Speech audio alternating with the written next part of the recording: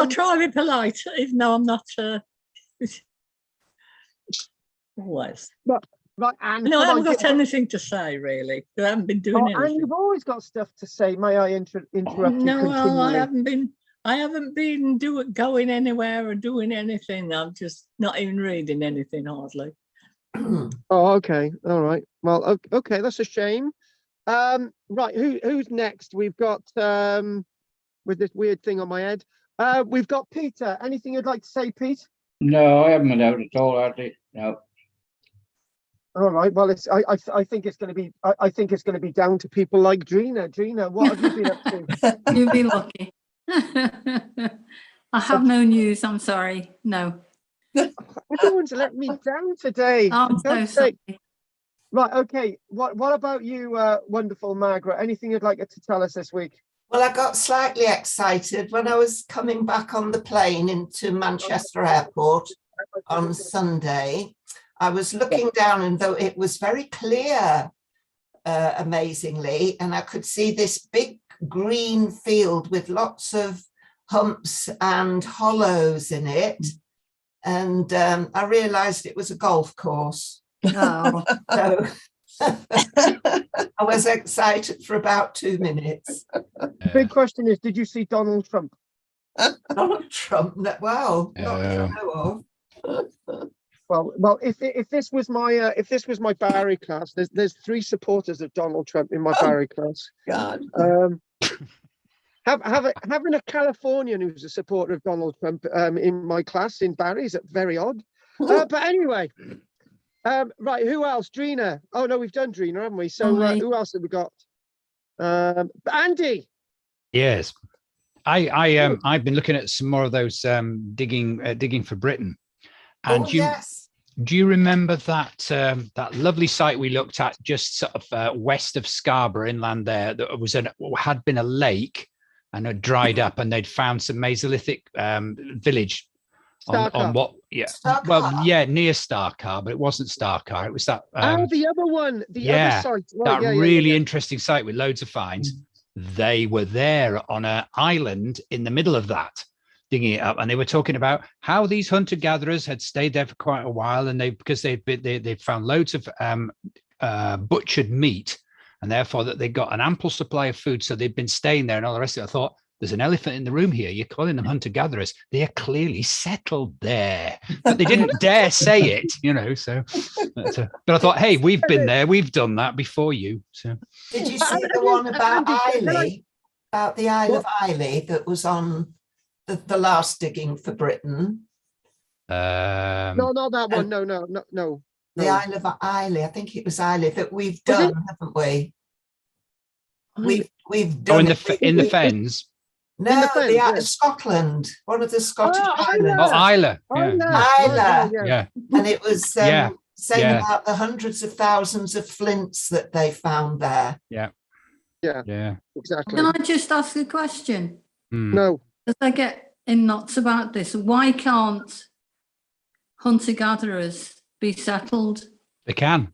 They totally can, but they seem to still want to separate. And I thought, come on, they're obviously settled here. They might be roaming around and not necessarily farming, but they're clearly settled here. Yeah. Because it's always the hunter-gatherers, they're nomadic. And they're saying, no, these nomadic people, thinking, well, they're not nomadic because they've stayed there. Well, Alice Roberts was saying that, wasn't she? That's exactly, yes. Yeah. She needs a telling. This is why me and Neil are sort of taking a little bit of a backseat to this minute. Yeah. Right. Okay. Well, that's really good, and it's just this. Obviously, you've got archaeologists telling you this is the way it is, and you've got archaeologists like me telling you, let's have a talk about this. And the problem is, when you're being lectured all the time and you're not allowed to expand your brains, who is history about and what is history about? And actually, there was something that I've got a quote from last Wednesday, and I got it written down here somewhere. I think Anne said last Wednesday, who is history for? And this is the point, you know, it's for all of us. Right, so I think Margaret said something. Right, I've got two people to introduce today. We've got Adam Griffiths, who's just joined us for the next 2 months. Hi, Adam. Yeah. Whether he'll last. Adam, just tell us a little bit about yourself before we start, because some of us missed that. Yeah, sure. I'm a third year history student at Goldsmiths in London. I've been on a bit of a history journey with Britain's in history for the last couple of years. I work with my dad, who he's John Griffiths, who does a lot of translations on the stones and coins. Yeah. I'm a complete newbie to archaeology, and I'd just like to get to grips with that side of things. No, that's perfectly fine, and obviously, hopefully, you'll glean some of that from us. And then finally, the only other person that we haven't seen for like 12 months, well, 6 months, is Pat. Hello. Yes. Well, I fell on my face one day. That wasn't good. It hit my head. Well, I gotta be honest with you, Pat. You look quite dishy today, so it must have improved you. Well, yeah, that was a couple of months ago. So, and then I went for a COVID test, and I was positive. And I've had 4 boosters, but I didn't know I was positive, and I didn't have any symptoms, and so I felt really great, and didn't suffer that much. So, but yeah, and I got a very nice postcard in the mail today. Let's see, where is it? That was off me.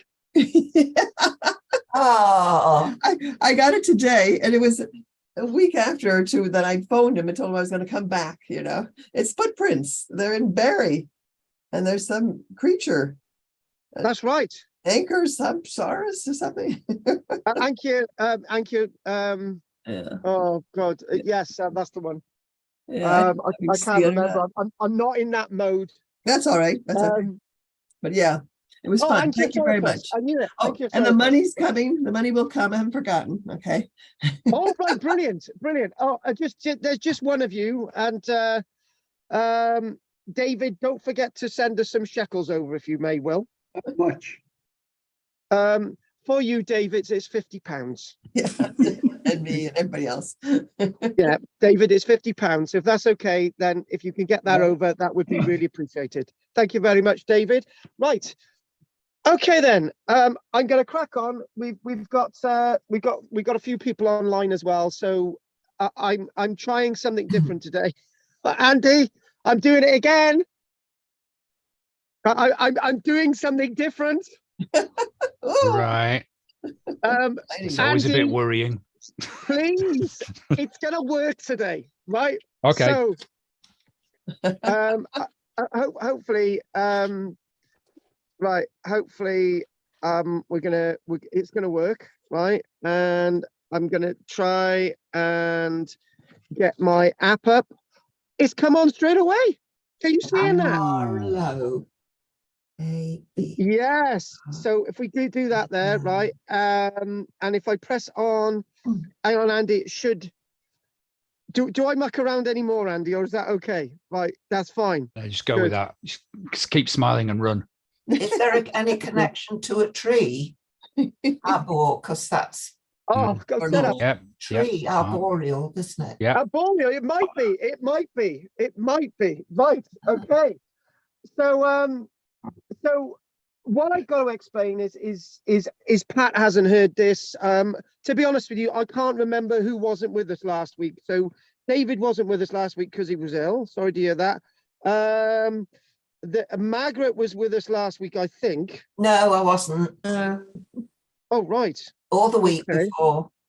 Oh, God. So, okay. David wasn't. Oh, there must have been a lot of you away then. Peter was with us last week. Anne was with us last week. No, Hang on, who was here last week? Oh, what? me. I was there. I was there, Carl. I was Were you? there. Oh God! Right, okay. Yeah, do you know? I'm just going to write a list. So David was right. Okay, so we've missed a few things from last week, and what I've got to do is, as we're starting afresh, and as we've got lots to go through today, and obviously over the next few months, that's fine.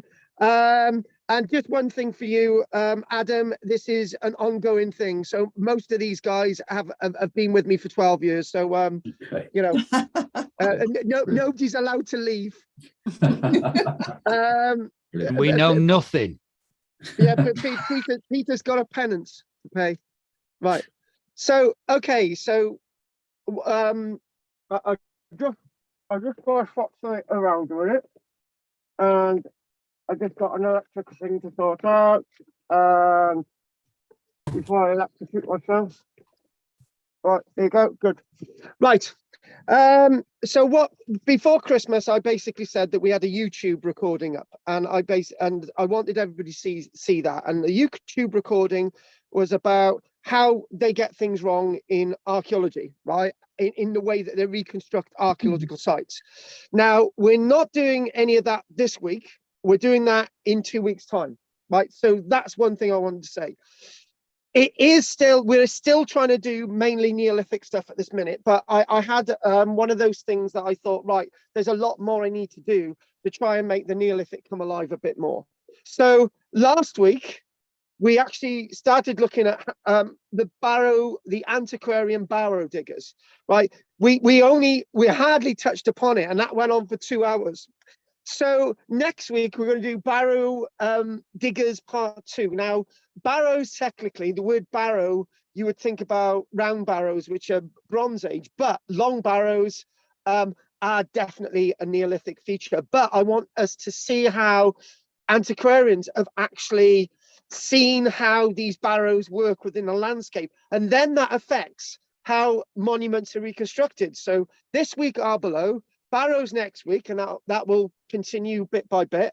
And then the following week, we're going to look at how reconstructing the landscapes gives you a false impression of the past. If you look, we had a bit of a, you should have been there at the Wednesday class last week, but Tuesday last week, I know there was only a small group of us, and very small, and we basically we looked at the barrow stuff, and I basically said, well, let's look at how some of the other sites have been reconstructed and how this is wrong. And between Wednesday and Tuesday, if you look at the New Grange site, it gives a complete false impression of the Neolithic period. You look at Stonehenge. What is Stonehenge all about? What is Avebury all about? What are lots of these sites all about when you actually see them? And one of the greatest things is, one of the great travesties of history is that we look at places like Knossos on Crete, and we think that that's the way the past was, when in fact it may have actually been completely wrong. Now, the reason why we're doing Abor Low this week is that when it was introduced to me by some individuals online after watching the lecture I had that I recorded on YouTube, these people said, why didn't you look at Abor Low? So this is what we're doing, Abor Low. Now, so what we need to do, right, is we go on. This is Margaret's fault. She got me looking into Amber Heard, which Margaret, it's your fault. I got the wrong lecture in the wrong image in there now. So there we go. What I'm going to try and do. How do I actually make this bigger? Oh well, there you go. Easy. So hopefully it's not going to keep going. This is the first time I've used this bit of technology on here, right? So if it means I've got to try and get back to this image, so I'm thinking it goes something like this. Oh, back to her again. No, I don't want to do it. No, I'm not interested. Right, okay.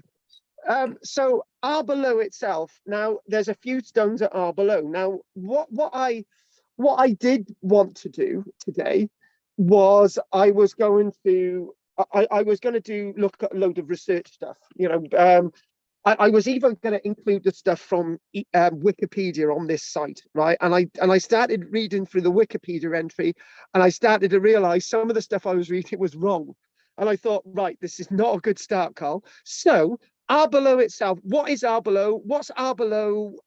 There, here, and everywhere. Now, the people that introduced this site to me was a company called High Peak Cinematography.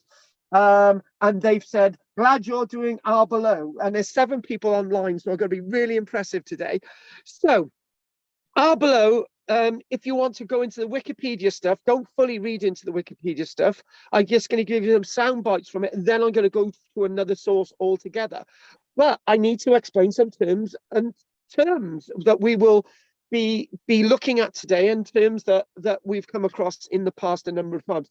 One of the terms is the word henge monument, and hopefully everybody's got their copy of Ancient Britain in front of them by James Dyer, and that page you need to look at is page 64. Sorry to rush this a little bit because we've got a lot to go through.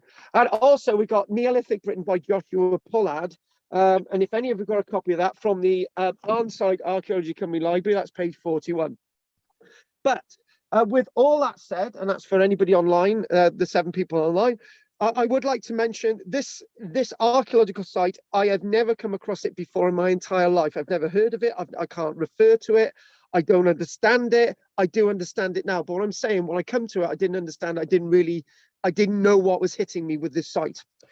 And one thing that I'm going to do is I'm going to calm my flow a little bit, and I'm going to slow down a little bit, because this is where we need to be. This is what prehistory in the past is about. Slow, Carl. So I'm gonna chuck in something quite mundane, quite silly straight away.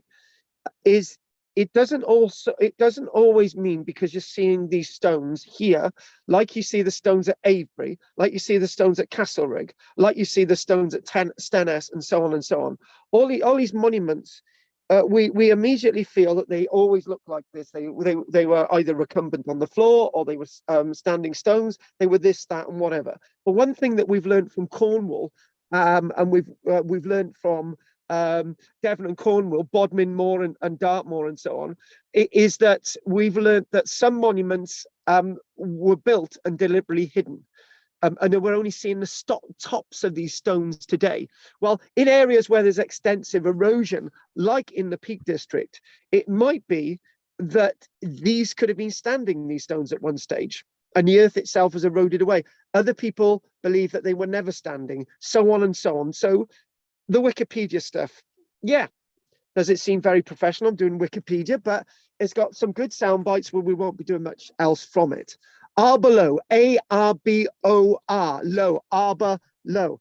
And initially I was actually putting all sorts of things in there. I was Arbor, actually there's several spellings. I've got hang on a minute, A-B-O-R or A-R-B-O-R, Low. This spelling says A-R-B-O-R. So other than the one we got on the screen. So I think there's different, this is spelled out in different ways. My research took me to Abor Low, A-B-O-R, and you've got Abor Low, A-R, but that's not kind of upset about that. It's described this as a well-preserved Neolithic henge in the Derbyshire Peak District. So we're basically, we're within that sort of Upper Midlands bit. And why I haven't come across this site before, I have no idea. It's within a Carboniferous landscape, right? Which puts it up against, in a different context to the likes of Avebury, which is in a chalky landscape. So they've got to move their stones around. But where you've got Carboniferous limestone, the Carboniferous limestone isn't the best thing to build with, to be honest with you. Usually Lias limestone, but you can argue the cud on that one. So the monument consists of a stone circle. So let's go stone circle. That's some of the stone circle. And you know what? I deliberately left the aerial photography for a little bit later. And the reason why I asked specifically, when I was speaking to Margaret earlier on, she had a heads up, and I said, this is what we're doing. And I said, whatever you do, don't do any research into this. So because I don't want you to see the aerial photograph. If Margaret, you've already seen the aerial photograph, keep it to yourself. No, I haven't.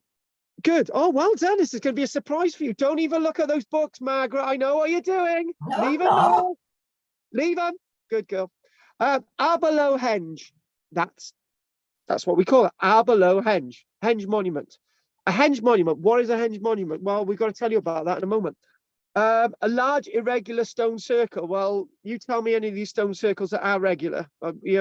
Okay, Stonehenge, but not so much Avebury, and definitely not Castlereagh.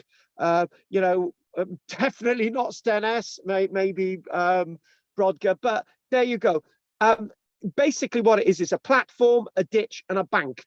Right. So this is very interesting, right? And when you go onto the Wikipedia stuff, it basically says the monument includes about 50 large limestone blocks. And at that moment I switched off because I saw the words about. Either it is or it isn't. But we'll go on to this quickly. Quarried from a local site, I would say there, an egg-shaped circle.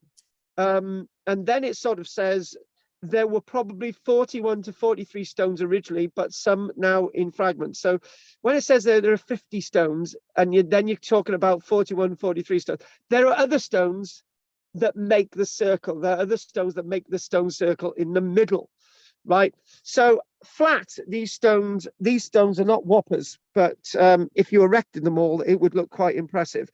These stones are not to be seen in regards to the ones for example Avebury, or slightly smaller than ones at Stonehenge, but they range. There's a bit of a range with these stones. Some are between 1.5 to 3 meters in height. So, but obviously you're thinking about if these were set in the ground, then they wouldn't be as high as the length that you see them today. Obviously the ground hides some of the height, right? So this today, one of the things with Abor Low, it helps me try to get to grips with how complicated these monuments actually are. And Andy probably knows the answer to this, but I'll tell you, I really don't like doing a topic that there's too many avenues, i.e. the Neolithic period or the medieval period, because what you've got with the Neolithic period, Stonehenge, for example, we do Stonehenge, is going to be 2 weeks, okay? Ideal, yeah, but I could do Stonehenge over 3 weeks, right? We actually did Silbury Hill over 2 weeks, right? And the problem is with the Neolithic period, there's so much to be said about these monuments. However, with this one, there's a lot to be said, but seeing as none of you have, well, I'm going to presume with my pompous bias that none of you have ever been to this site before and never ever seen it before. Fair enough. I'm hoping that's the case. If it isn't, you can then tell us for a couple of minutes what your experience was like when you went to the site. We from this site unusually got things that we talk about, such as human remains, such as flint scrapers, such as arrowheads, such as bone, such as antler tools. And this itself is to be classed as the Stonehenge of the North. And what we do find, there were excavations at the site in 1845. We have an image from 1845 today. Do I kid not? So the date of this site is late Neolithic. It then goes into the Bronze Age. But then again, let's do it from another angle. As Tim Ingold would say, it's about following the line. Anything in history and archaeology is always updating, is always in the present. So I'm going to make a surprise statement. Stonehenge is a site from 2023 because it's still there. Hadrian's Wall is a site from 2023 because it's still there.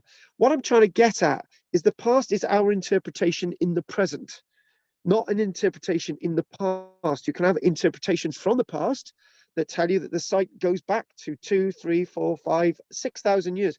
But what we're seeing is what is in the present, our interpretation, what is in the present. Right, so what we need is another image. This is going quite well, isn't it? Could you imagine having a big screen in front of you? It'd be like a proper classroom. Andy, I've got to do a bit more of this. Welcome to Abor Low Stone Circle. Now, I'm just going to double check. No, our high peak cinematography hasn't said anything yet. They might be chucking stuff into the lecture, but probably don't chuck anything in yet. Right. So welcome to Abor Low, Stone Circle and Gib Hill Barrow. Well, that's interesting because if you go to the Wikipedia entry, they don't go further beyond about than about 4,500 years ago. So interesting enough, what we do have, we have something nice there. 6,000-year-old ritual and funerary monument. You know I don't like the words ritual. You know I don't like the words funerary. And again, probably I need to explain that because archaeologists usually call everything ritual and funerary when they don't really know what they are. So large stone circle within a henge, right? We need to explain what this henge thing, the stone thing means. Adjacent well-preserved burial monuments, site of early archaeological excavation, and also, there we go, the access to Abor Low is privately owned and a charge will be made for its use. Now, there are criticisms in this text that I'm going to read out today. And, you know, when we say it's sort of positive criticisms, it's not a site that's looked after in the same way Stonehenge is looked after, i.e. When you go to Stonehenge, you've got to go there at a certain time, you can't touch the stones, and so on and so on. But Abor Low is criticised from the other point of view. Too many people visit the site. Now, if we want to compare that with what the original thoughts were with the likes of Skara Brae on Orkney, basically what Scottish Heritage say, they said, right, actually, to move the footfall so the site isn't damaged, this is really important. They basically say, right, you can go to this site, this site, this site, this site, and this site. Which one interests you? When you go and look at Abor Low, as we already have heard, there's not many prehistoric sites like this up there. So we've got to say, you know, why don't you got the road as well? So we can move the footfall, but that's something else. Carl, you're blithering on. Right, so what we've got here is Ancient Britain. There's some images in the book Ancient Britain, page 65. If you haven't got your copy of Ancient Britain, you'll need it for the next few weeks. Actually, for the next duration of my Neolithic lectures, which are deemed to go on for the next 10 years. So, moving on. VR, there's a GR there. There's survey markers there. Survey markers. And there we go. This is an image from 1845. So it gives you sort of an idea, higgledy-piggledy look. But this is perfect to explain what a henge monument is. And that's where we're going to go now. So henge monuments, James Dyer, henge monuments found exclusively in Britain, made their appearance around 4,500 years ago. Well, I usually say a lot earlier than that. In fact, I would add about another 1,500 years in that. Henge monuments are really starting to look at between about 6,500 years ago. But you know I like disagreeing with James Dyer. We have a little bit of a debate in these lectures, don't we?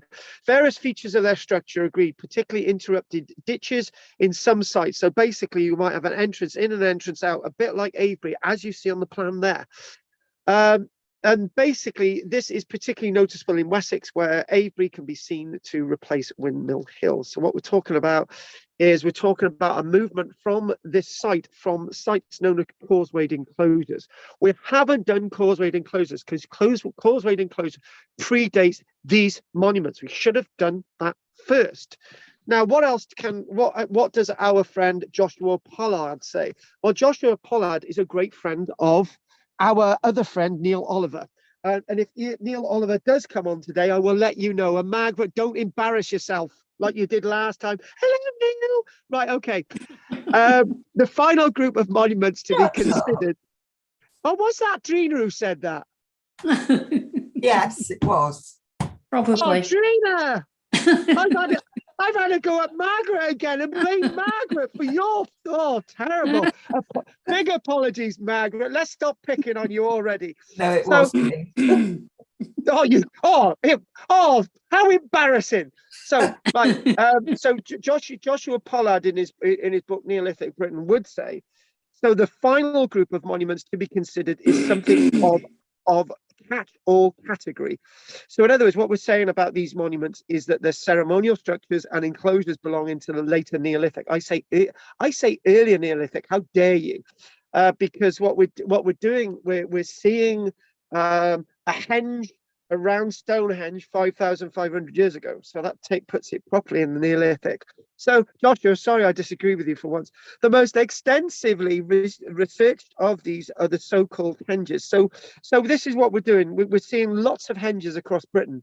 Again, henges find themselves from Orkney all the way down into Diddley Squat. So, sorry, that was a quote from Jeremy Clarkson. So all the way across the country, and this is the thing that we actually find, that they're all over the place, really. What you do find is you might not find a henge monument, for example, around a stone circle if the ground is very, very hard, where you get places like Cornwall where you just get stone circles where it would be very difficult to dig a ditch, but people have tried. The category of henge monuments, a range of earthwork enclosures ranging from 10 to 480 meters in diameter. I will repeat that thing, half a kilometer in diameter, right? Very, very interesting. That is a big, big, whopping monument like our Avebury. But this is smaller than Avebury, but it looks quite chunky from above.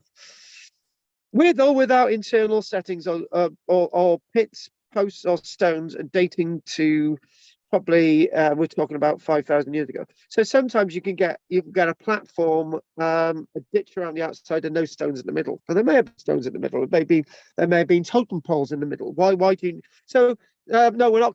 This is the thing, you see, and I would disagree with James Dyer where he says these are unique to Great Britain. I'm going to disagree with that. So you like me disagreeing with these people, don't you? So what I'm going to do now, I want to give you a plethora of facts. Right, and so what we are going to do today is, here we go. Oh, here we go. We've got a question on YouTube. We like questions on YouTube, don't we? Wait, what we're going to do, we're going to enlarge that a minute. Okay, so can we enlarge that? No, it won't let me enlarge. High Peak Cinematography, we'll refer to them as HP. There you go. What are your thoughts on it being the center point of ley lines? Oh no, how dare you? I wasn't going to do that today, but I have got to chuck. I've got to chuck an image about ley lines up into my list in the break. So thank you for that. I was going to deliberately avoid ley lines, but we're going to chuck ley lines in there anyway.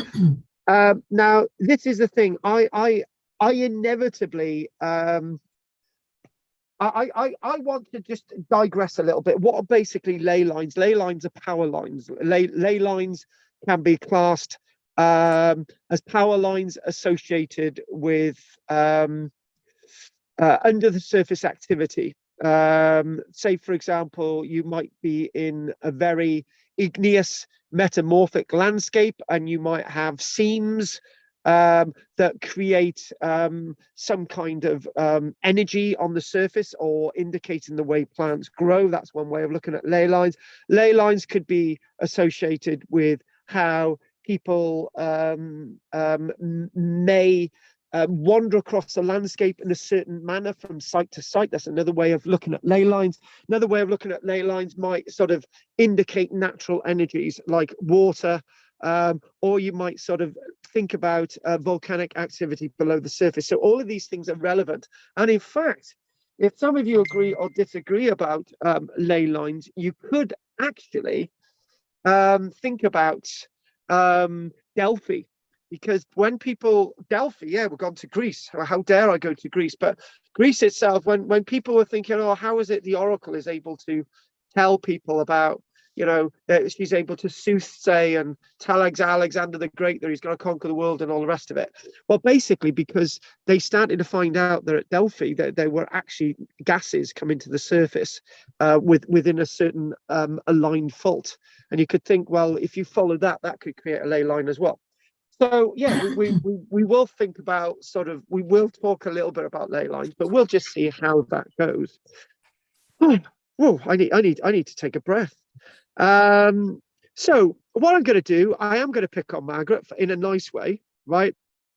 And overall, most of the spellings for this site are A-R-B-O-R rather than my research, A-B-O-R. But however, what I would like to ask Margaret, is this sounding as fascinating as I made out, or have I lied to you and do you want a full refund? Which you're not getting. Oh, well, I'll have a refund, yeah. I don't see the resemblance to Stonehenge in any way. Can you just snip it a minute? Because you might upset somebody online. Because what you haven't seen is the aerial view giving you the spectacular vista of the site. So, But okay. Stonehenge has more than one circle of stones. This has only got one circle, hasn't it? Oh my, you're going to have a rebellion on your hands from people in Derbyshire. They're quite proud of this site. Well, it's good, but it's not that. I'm just saying it doesn't resemble Stonehenge at all. Oh, it's a henge. There's a henge, love, right? And there's stones, so it's a Stonehenge. Well, Okay, Margaret, I was really patronising, and I do apologise. And obviously, over time, people have carved into these stones.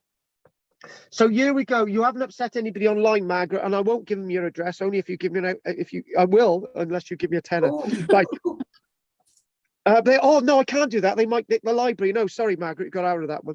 So Arbor Low, if anyone's into their grid references, and they go onto the NLS site, which is the National Library of Scotland, you can actually get loads of Ordnance Survey maps there. The grid reference is SK 160363555, and you might actually find it on the Land Radio 119.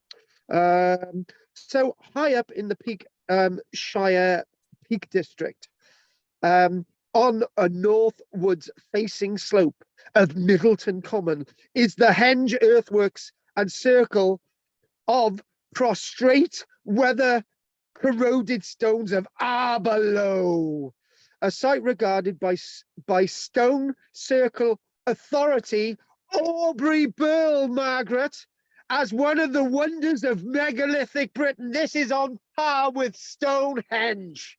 oh, okay. Back at you, Margaret. There you go. Did you see who was that? Aubrey Burl? Yeah, you should have some Aubrey Burl books in the library. I've got there, look. I've got his book. Which about one? Avebury.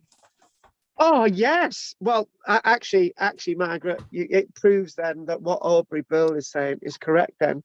And he's right. One of the wonders of megalithic Britain, the second to that is Stonehenge. Although sometimes referred to as the Stonehenge of the North, or Margaret, or Stonehenge in the South is the Stonehenge of the South in respect to Arbor Low. In other words, this is more important.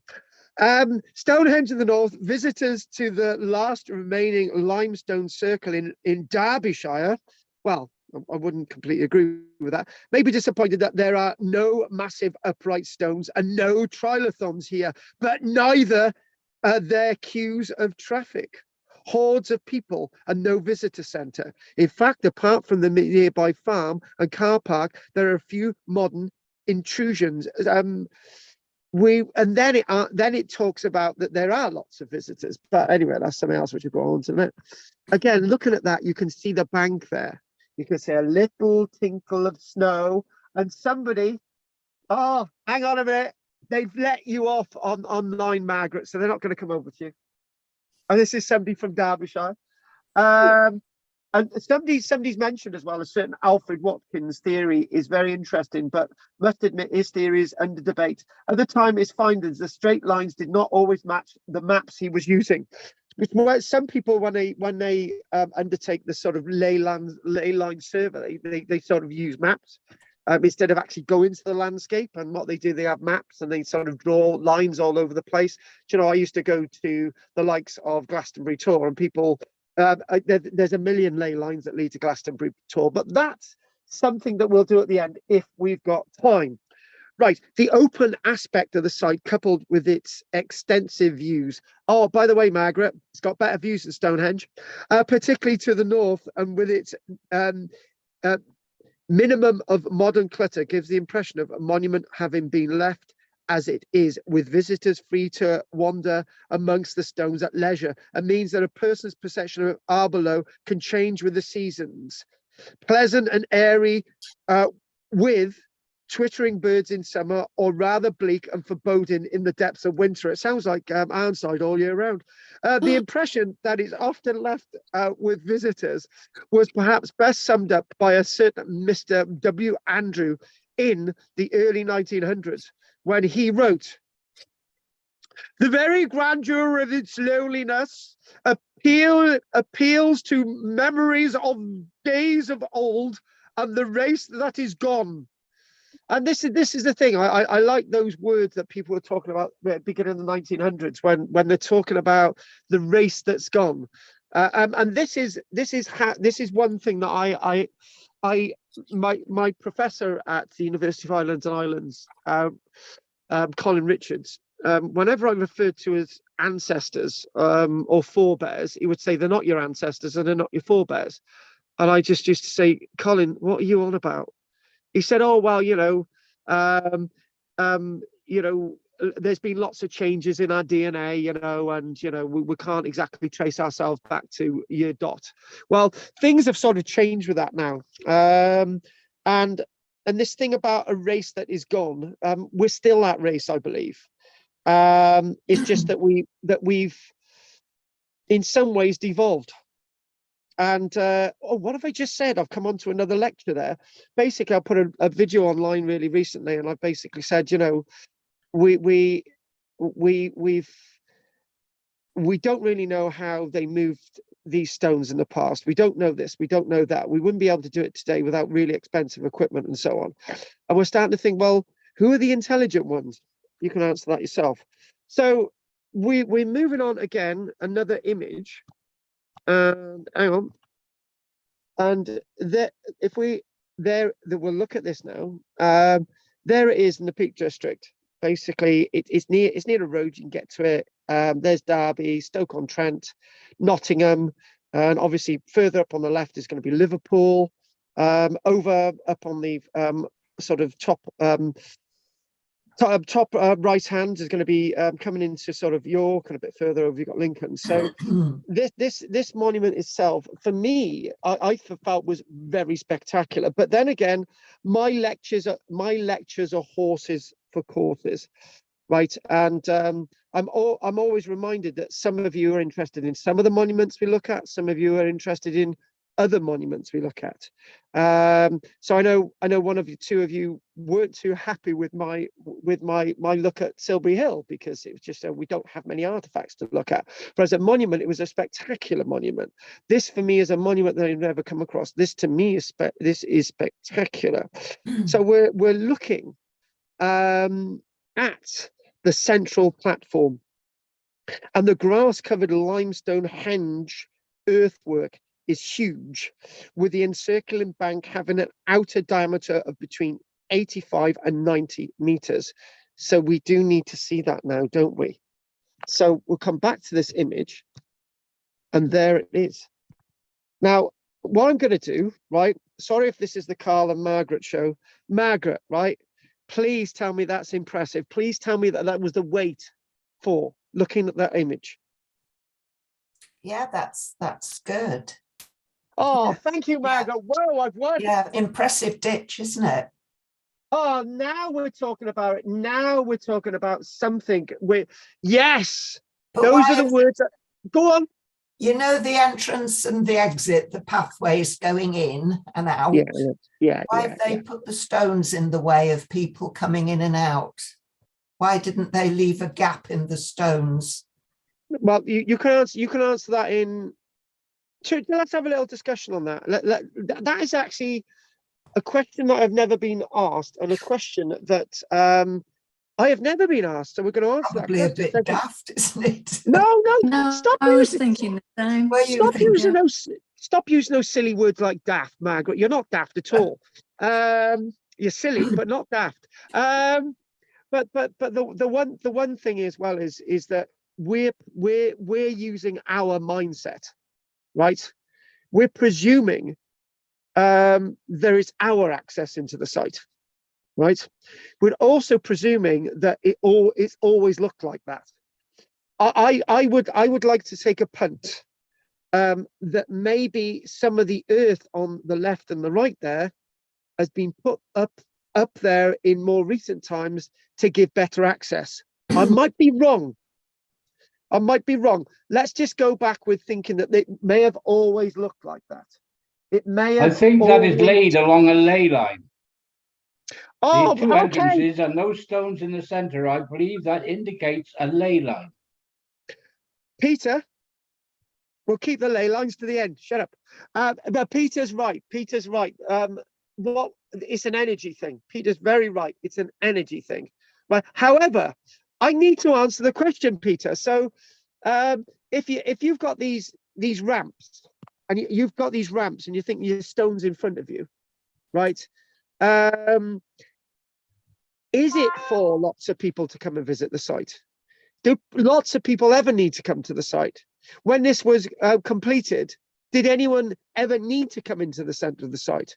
Is the center of the site for example, ancestors, which is something that I would argue. It's a landscape of the ancestors. There is evidence. There is evidence of human bones in the middle of that site, right? But when you think about this site having a life of over 6,000 years, this has been there for over 6,000 years. So, you know, over time, things are going to build up, right? Things are going to build up. And this is the thing. Now, if we're presuming that those banks have always been in there, right? Maybe those banks were actually for access into the site to put the stones. That makes more logical sense.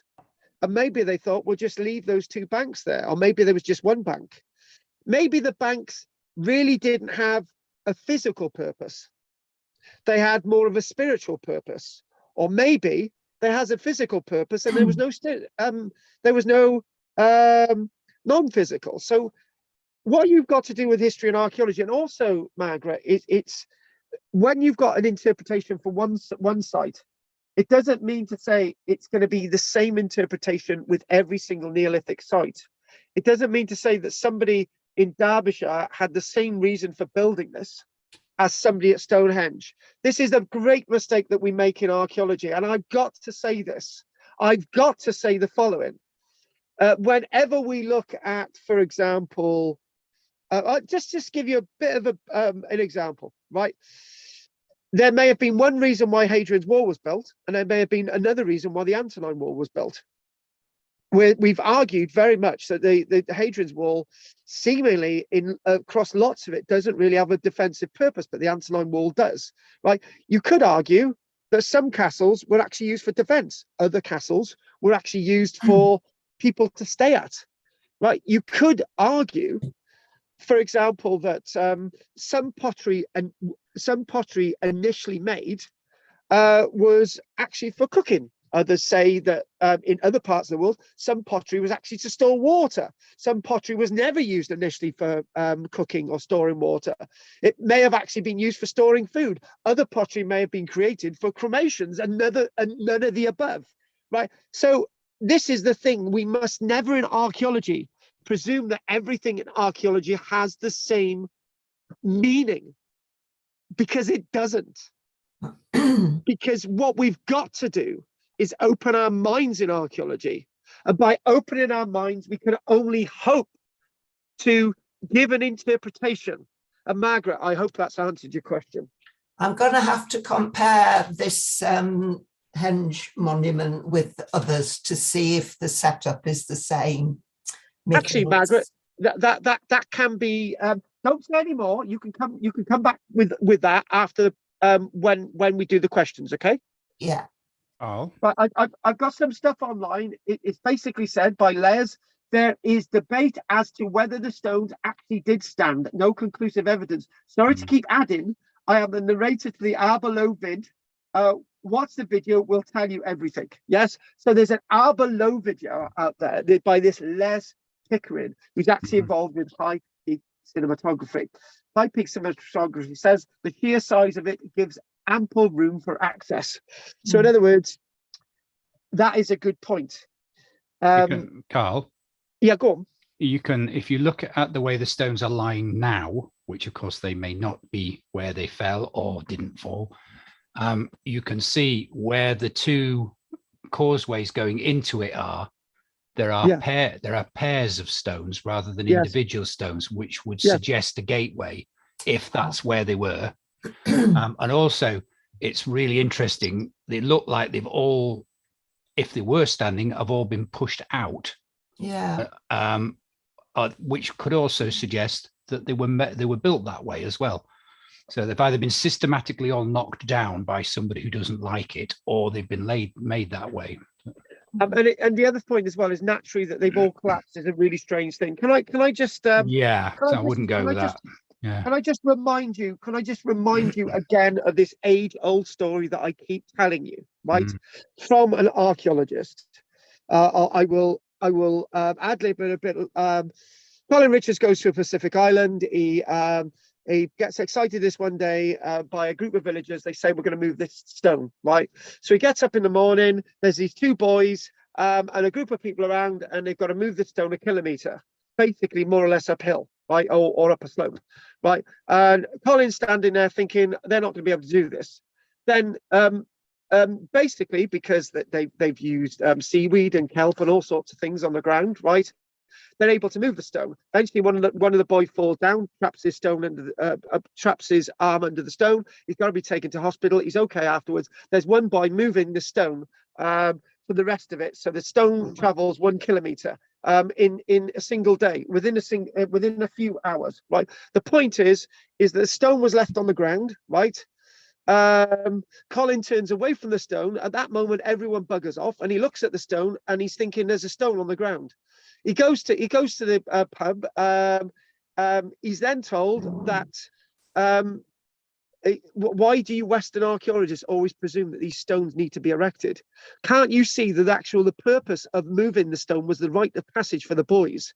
And it's a great achievement to be able to move the stone in the first place. At that moment, Colin Richard basically became very humble. Now I understand. So because you guys have been, you guys and I'm not going to say you guys because that's not fair. I have been fed history, like all of us have been fed history. We are to presume that these stones were always upright. Why do they need to always be upright? You think this is the point. And the other thing as well is they may have actually, let's look at it this way, right? Let's look at the example of Avebury, right? And please let me flow on this. Let's look at the example of Avebury. At Avebury, you've got 90 stones. Inside the ditch, 90 stones, right? Or they say there was 90 stones. There's 90 holes in the ground for stones, but there's not 90 stones standing. They're by far from it, right? And as archaeologists started excavating in these holes, they actually started to find no evidence that there were stones in them ever, right? But all the reconstructions of Avebury show that there were stones all the way around inside the inner circle, right? And also some of the stones at Avebury, right, are clearly recumbent, lying flat on the ground. Were they always erect? So the point is, all these questions need to be asked. And then when you look at Stonehenge, was Stonehenge completed? Right? Was it when you look at some of the stones? Actually, this is a really interesting point. I may never mention this again, so I'm going to mention it. Right? When you think about Stonehenge, some of the stones lying on the ground, or used to lie on the ground, don't show signs of any damage. It's almost as if and they say, oh, they fell down, they fell down on the ground upright. And now we've got to then erect them and put them up on the trilithons, right, and have a complete reconstruction of Stonehenge because this is the way it always looked. Can you prove that to me? Have you got a photograph of when the site existed 5,000 years ago, 4,000 years ago? Can you actually prove that? Right. So in other words, what we've got this sort of Hollywood version of history. Always. I'm reminded that sometimes Hollywood versions of history are more accurate than actual versions that we actually have in the past. And it's different ways of looking at that. And I'm reminded of some of the film 10 Commandments, which was, I do believe, filmed in California, and they actually built a Sphinx and they built everything there. And if you dig in the deserts now, you can actually find the film set, and it's really well preserved and all the rest of it. And in future generations, people will dig there and think that the Egyptians managed to make it to California. But the fact of the matter is, right, that's an interpretation of the past. We've got a right to have an interpretation of the past, but all the interpretations are not necessarily right. I would say again, back to what I said at the beginning, if you think about that, this has been eroded, and people may have gone to the site and taken stones away. People may have gone to the site and taken earth away, right? They wouldn't have needed to have done that across a bank. So there's loads of different ways of seeing this. But I will say one thing, right? Let's drag my head in a little bit. I will say one thing, right? There are stones there, very big stones. There's a ditch there. There's a bank there. And there's evidence to say that this was created 6,000 years ago. Isn't that enough? Oh, God, this is getting very deep. So the grass-covered limestone henge earthwork is huge, with the encircling bank having an outer diameter of between 85 and 90 meters, a width at the base of between 8 and 10 meters, and originally standing to a height of about 3 meters, although the effects of thousands of years of weathering and a couple of centuries of visitors walking along it has reduced this to rather undulating 2 meters maximum today. Right now, we think about this, and we think about the how much of that ditch itself. It's talking about the base of that ditch being 8 to 10 meters wide at the base, as you see it today. So that indicates that that ditch would have been a lot deeper in the past. In fact, we've got ditches at Avebury, 5, 6, 7 meters deep. So deep, it blows your mind. So the ditch is continuous, as we've already said, having a 9-meter wide entrance to the northwest and a 6-meter wide entrance to the southeast, making Abor Low a class 2 henge monument. So Margaret, that's where you're going to come across classes of henge monuments. There is evidence that these entrances could once have been flanked by portal stones. A stump and fallen stone still remain just outside the southern entrance. So another portal stones are stones that sort of outside, they sort of lead you in with the idea of what Peter said, ley lines. So the northern entrance could have marked the site of another stone that has since been removed from the site. So talking about material being removed from the site. So we didn't actually look at this, and what we do see is a nice representation from 1861. So if we go back again, we can actually see this representation from 1845. So there's various different representations at this site, various different ways of looking at this site, and obviously drawn over time. And I'd be rather interested to know if there's any changes with the site from 1861 to the modern age, right? So we might be able to look at that. Can you see that it seems, hang on, if we move on a little bit, we've got those two stones on the right-hand side there. They seem to be, hang on, if we get the orientation right, okay. So the orientation is that there, that mound there is the mound over in the bottom left-hand corner. So we're getting an idea, and from that, even just looking at that, it looks like some of the stones have been moved. It looks like there are some changes. I can't sort of fix that, but there may have been changes with the monument even over that short period in our history.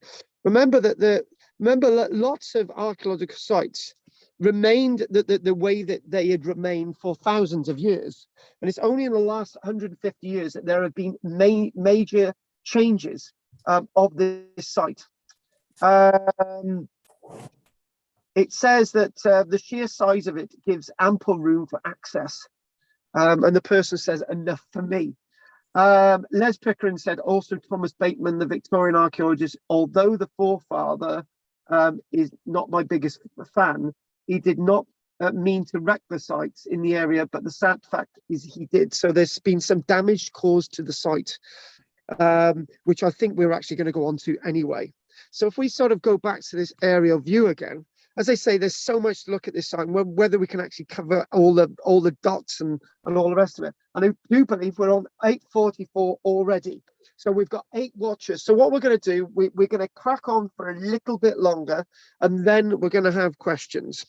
Within the bank is a 1.5 hang on a minute, 7 meters. Okay, right, here we go. It sort of says that it's looking that if you think about the clearance of this ditch, it's talking about 4,000 tons of limestone have been hacked and wedged out of the bedrock. Now, we don't often get those facts or figures, do we? 4,000 tons of limestone. I'd probably say it's a little bit more than that, but when you're thinking about that's where the stones come from, there you go. Hacked and wedged out of the bedrock with antler picks and then hauled up the steep sides of the ditch to be used in the construction of the Henge bank. Originally, the ditch would have been cut between 2 to 3 meters deep, but has become silted up over time. So obviously there's 2 to 3 meter deep ditch or even deeper. And then you've created the bank above that ditch to give it more height. Again, the ditch is not continuous, as we've already said. So you've got the causeway into the site. The two entrances do not directly face each other. They're slightly off, aren't they? And while the northern entrance is fairly close to the long axis of the stone circle, the southern entrance is offset to the west by some distance, meaning that the western arc of the henge has a smaller circumference than that on the eastern side. So in other words, you can clearly see that. And it's also, you can clearly see that it's slightly askew. It's more or less egg-shaped. So I wanted to talk about the excavations at Abor Low by Harold St. George Gray, who's also the archaeologist who's responsible for excavations in Somerset as well. So if we move on with another image, and just sort of looking again, and if we go back, sort of give this sort of setting within the aerial sort of view of the landscape. And there are other things going up there. We've got the Wood Gibber Hill, which were in my opening notes. And again, looking at that wonderful, remarkable site as it is. So what we probably need to do is probably talk about,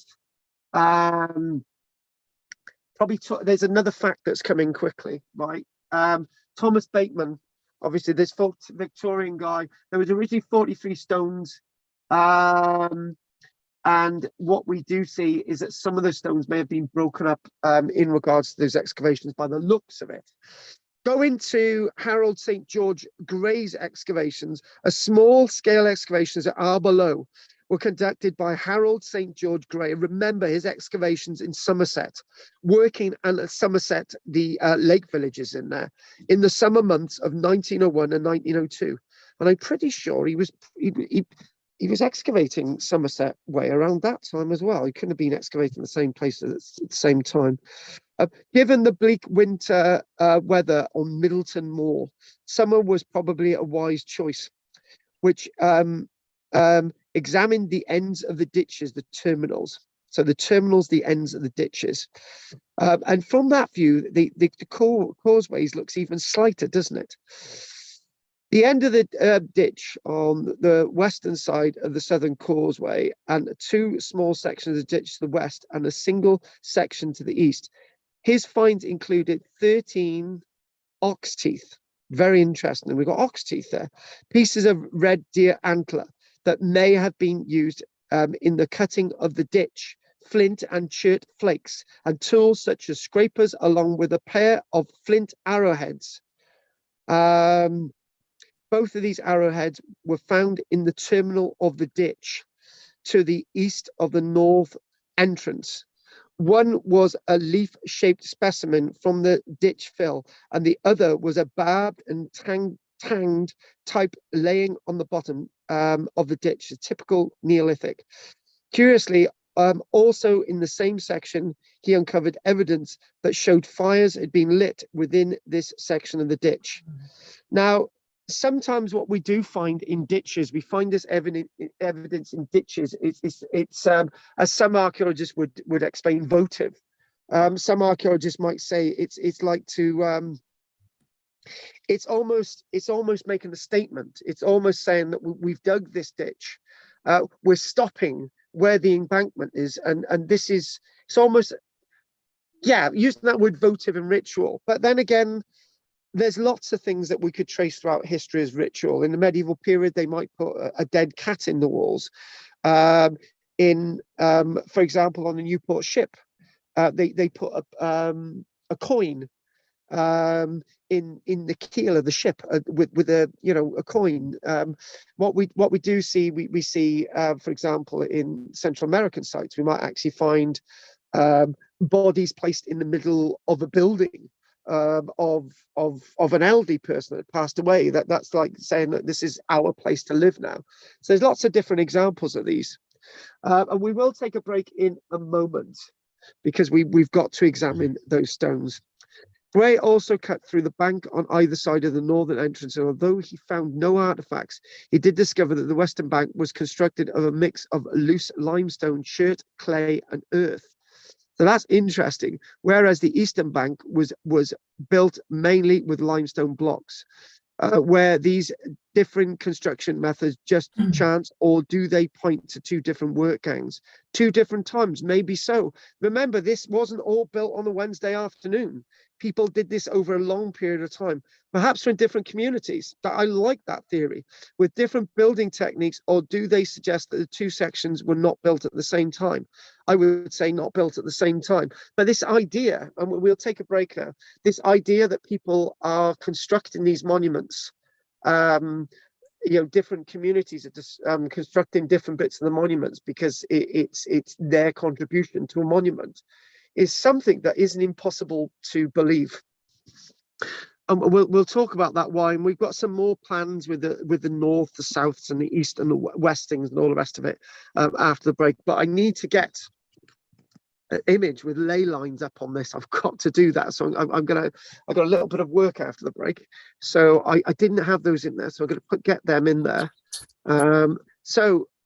Right, yes. Oh, well, the point I was going to make was when you look at Brinksworth Church, that really important Brinksworth Church, what you do see with that site up in Nottinghamshire, where I think it is, Brinksworth, what you do see is the site is made the original church is constructed out of about 8 to 10 lots of material from 10 different areas, and it happens to be that most of the materials from Roman sites.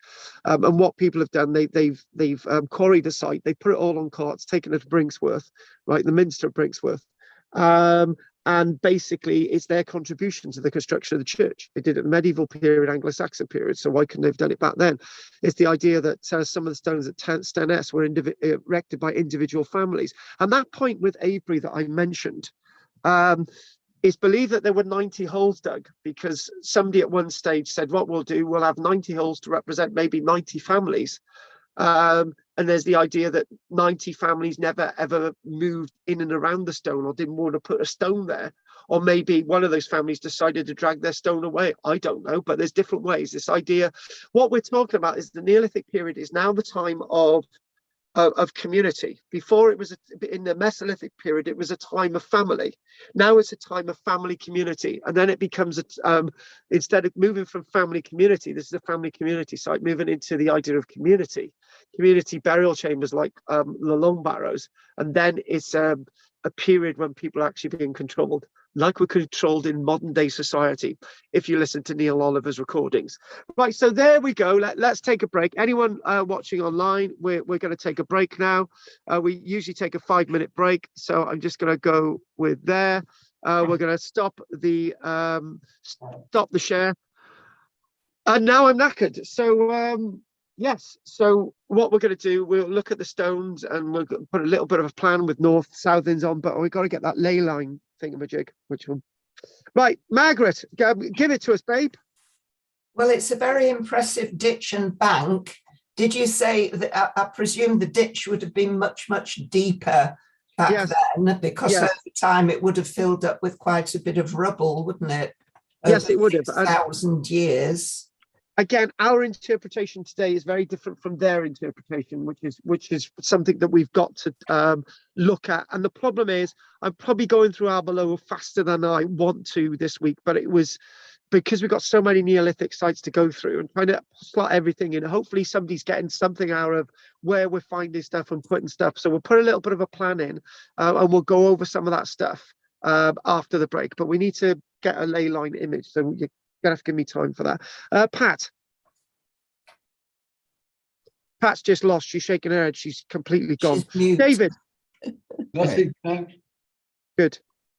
Not good, but you know, nice to hear David's voice. We didn't hear Pat's voice. Go on, Pat. Oh, I was just gonna say, it's really interesting. Makes you want to get up there and see it. Yeah, exactly.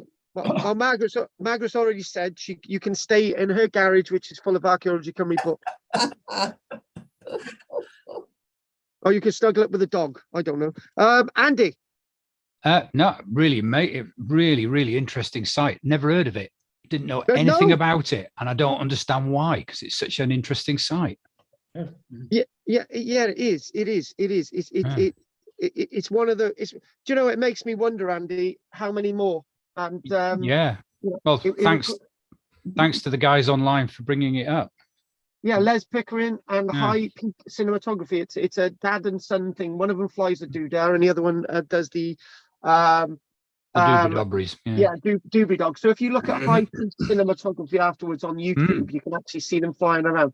I don't want to, because this is going out live, there would be copyright issues, even if they would get permission. I know, but fine. best to see their stuff. Right, we're gonna hear the first word of academic wisdom from Adam. None to share, I'm afraid, but this is fascinating. I'm absolutely hooked. Good. Well, put it this way: if you're liking this, you're going to love the next few months. So good. Dreeny Beanie. Oh, by the way, we've got to come up with a nickname for you, Adam. It's coming.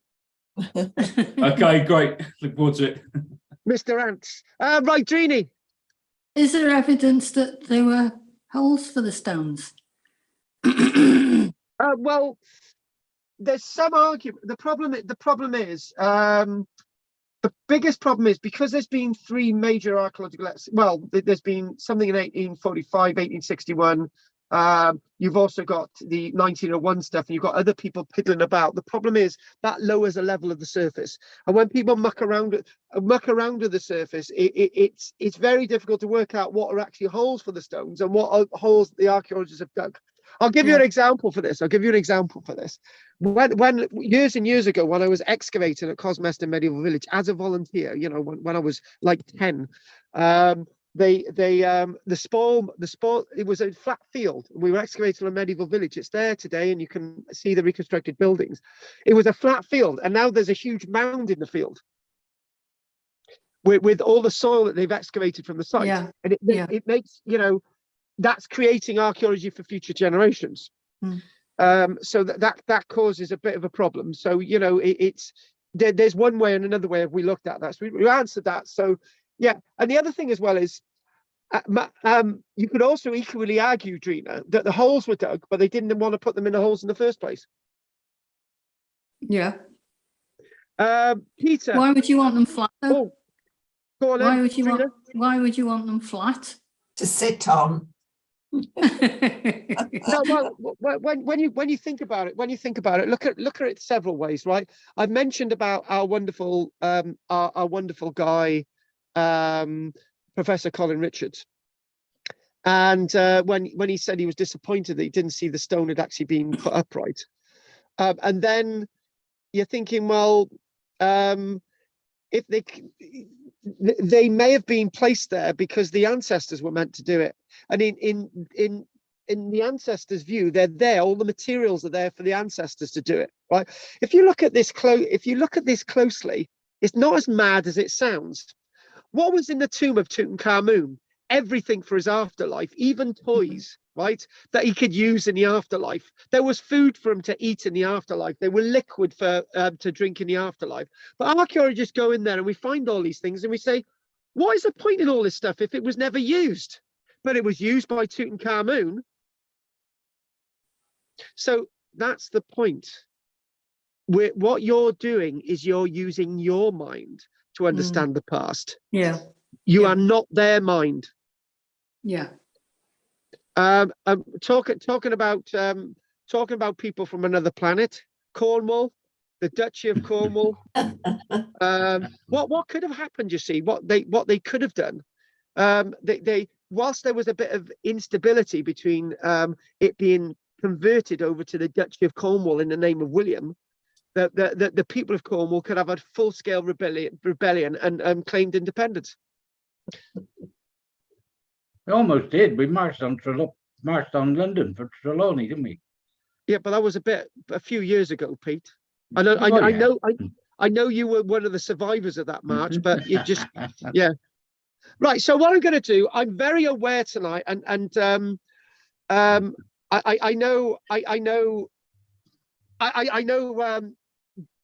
David isn't very well. He's had a long day and whatever. So I want to have a 5-minute break.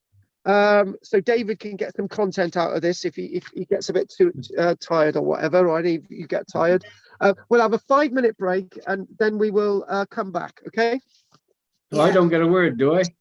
Oh yeah! Oh, Oh God, no! Shame. Here we go. Yeah. Pete. Spicy mayo. It's the best stuff on the shelf. Right, Peter. No. All I'm going to say is about ley lines again. Remember at Norbury Fort, we had a reaction to a dowsing rod that we Huffington. couldn't understand at the time, because it definitely reacted. And then later I found that there was a ley line passing through it. These people knew about ley lines and this sort of thing. They knew about dowsing, and they'd used dowsing rods, etc., to find water and other things. And they realized that the reaction of the dowsing rods could indicate there was a dow line.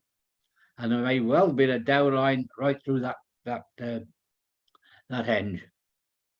And the only other thing, thank you for that, Pete. And we're not going to spend a lot on ley lines. We're going to mention them because I've got a couple of people wanting me to mention them. But I've also got from these guys online, High Peak Cinematography again.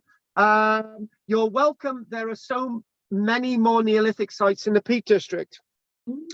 And he's right. But I never knew about this one at all. It wasn't even on the radar. Right. Only 5 minutes break because we don't want to keep everybody waiting online. 5 minutes, we'll be back. Okay. Okay.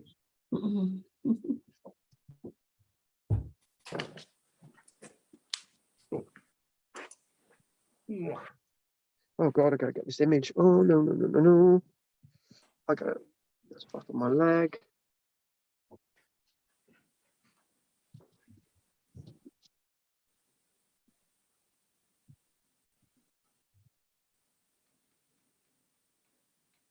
What the hell is that?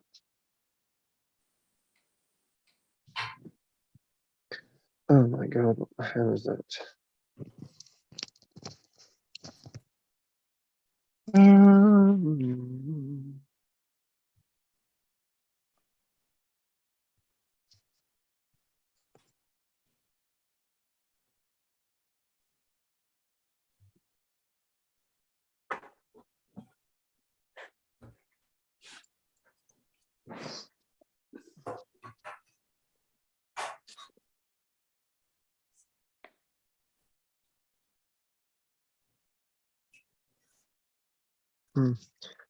Okay, I'm gonna. Oh right. Oh God. Oh, there's stuff about it. Hang on a minute.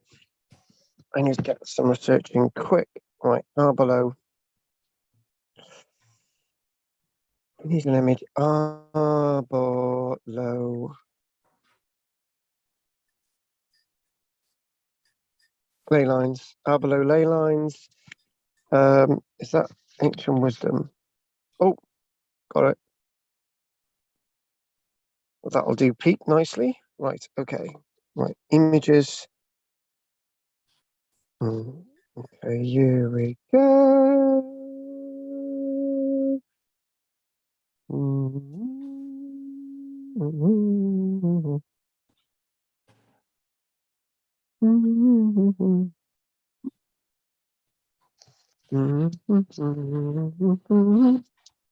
Oh no. It's Pete's fault. It's got that pot.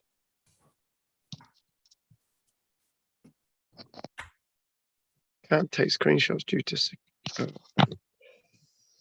oh. So Right, what are ley lines, Drina? Are they magnetic? Is it a magnetic thing?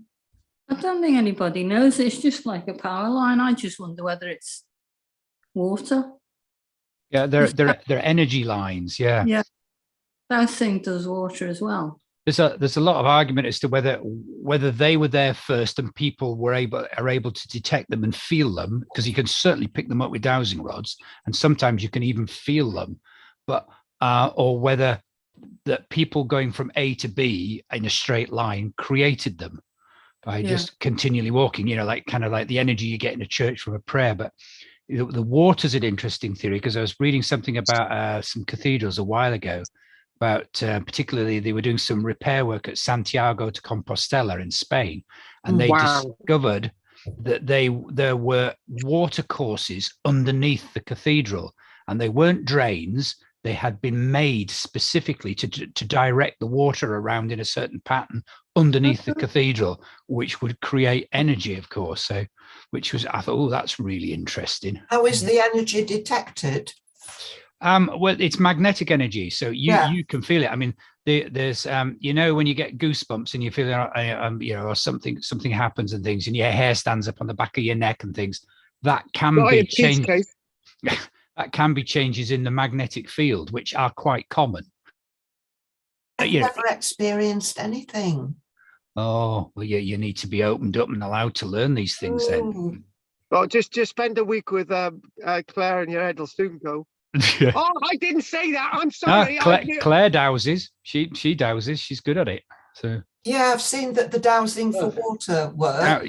Dowsing is extraordinary. It's just the ley lines I don't understand. The magnetic energy. I don't know how it can be detected. Well, everything has magnetic energy. Yeah. So if you can pick up some way of detecting those, magnets, you've got light poles repelling or attracting, or the opposite ones. You can feel electric fields with your hands. I haven't.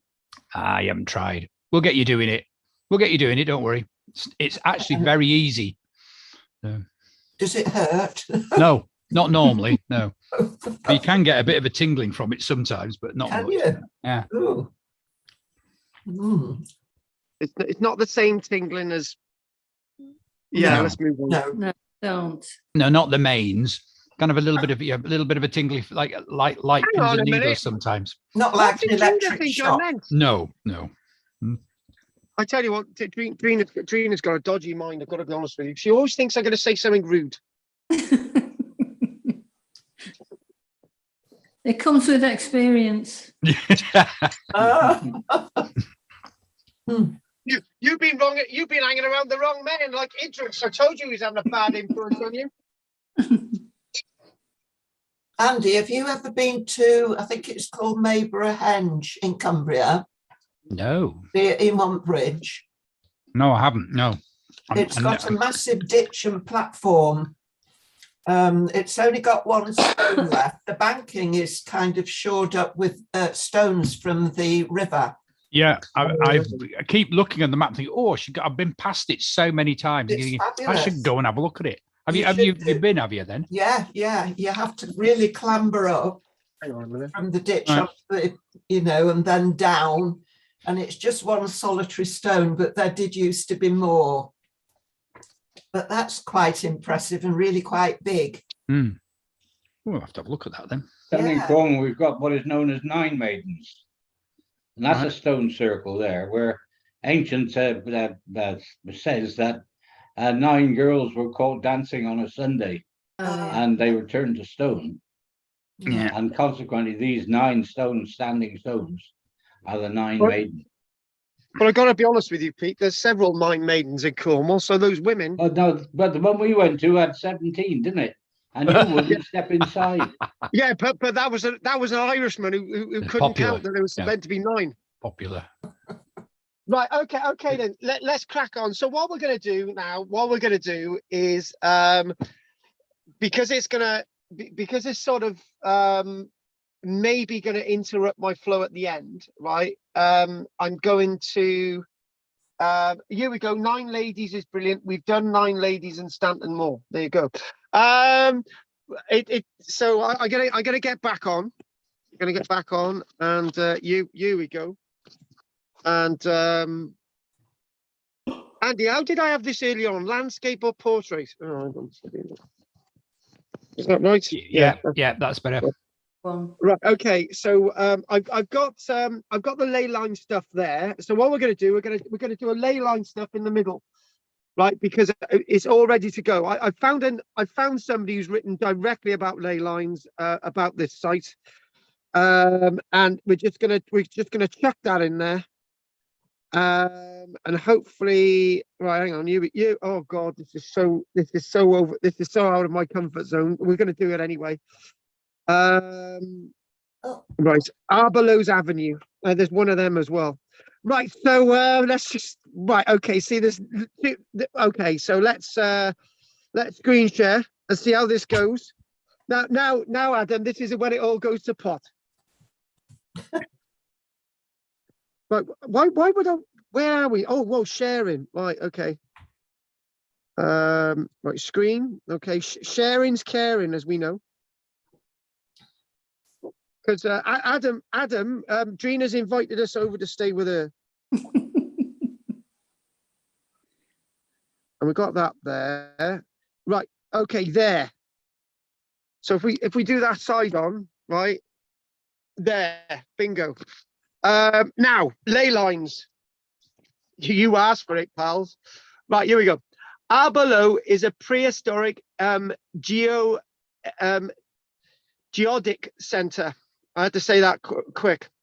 The significance of Abor Low is demonstrated in its alignment with Avebury and Stonehenge, because we know that Stonehenge, Avebury, and Glastonbury form a right-angled triangle, accurate to within 1 part in 1,000.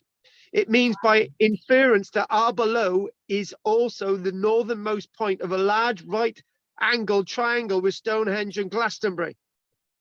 Right. Interesting. So that's all I'm going to do of that, right? Because what we need to do, we need to show you the ley line stuff. There, bingo. That's a bit of the ley line stuff.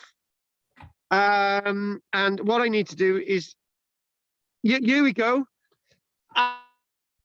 Is lined up on Stonehenge and in Ketley V on Anglesey.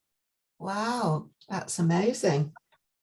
This is oh, there we go, 9 ladies. Oh, that's the 9 ladies in the Midlands. See, they get everywhere. I tell you what, there's something dodgy.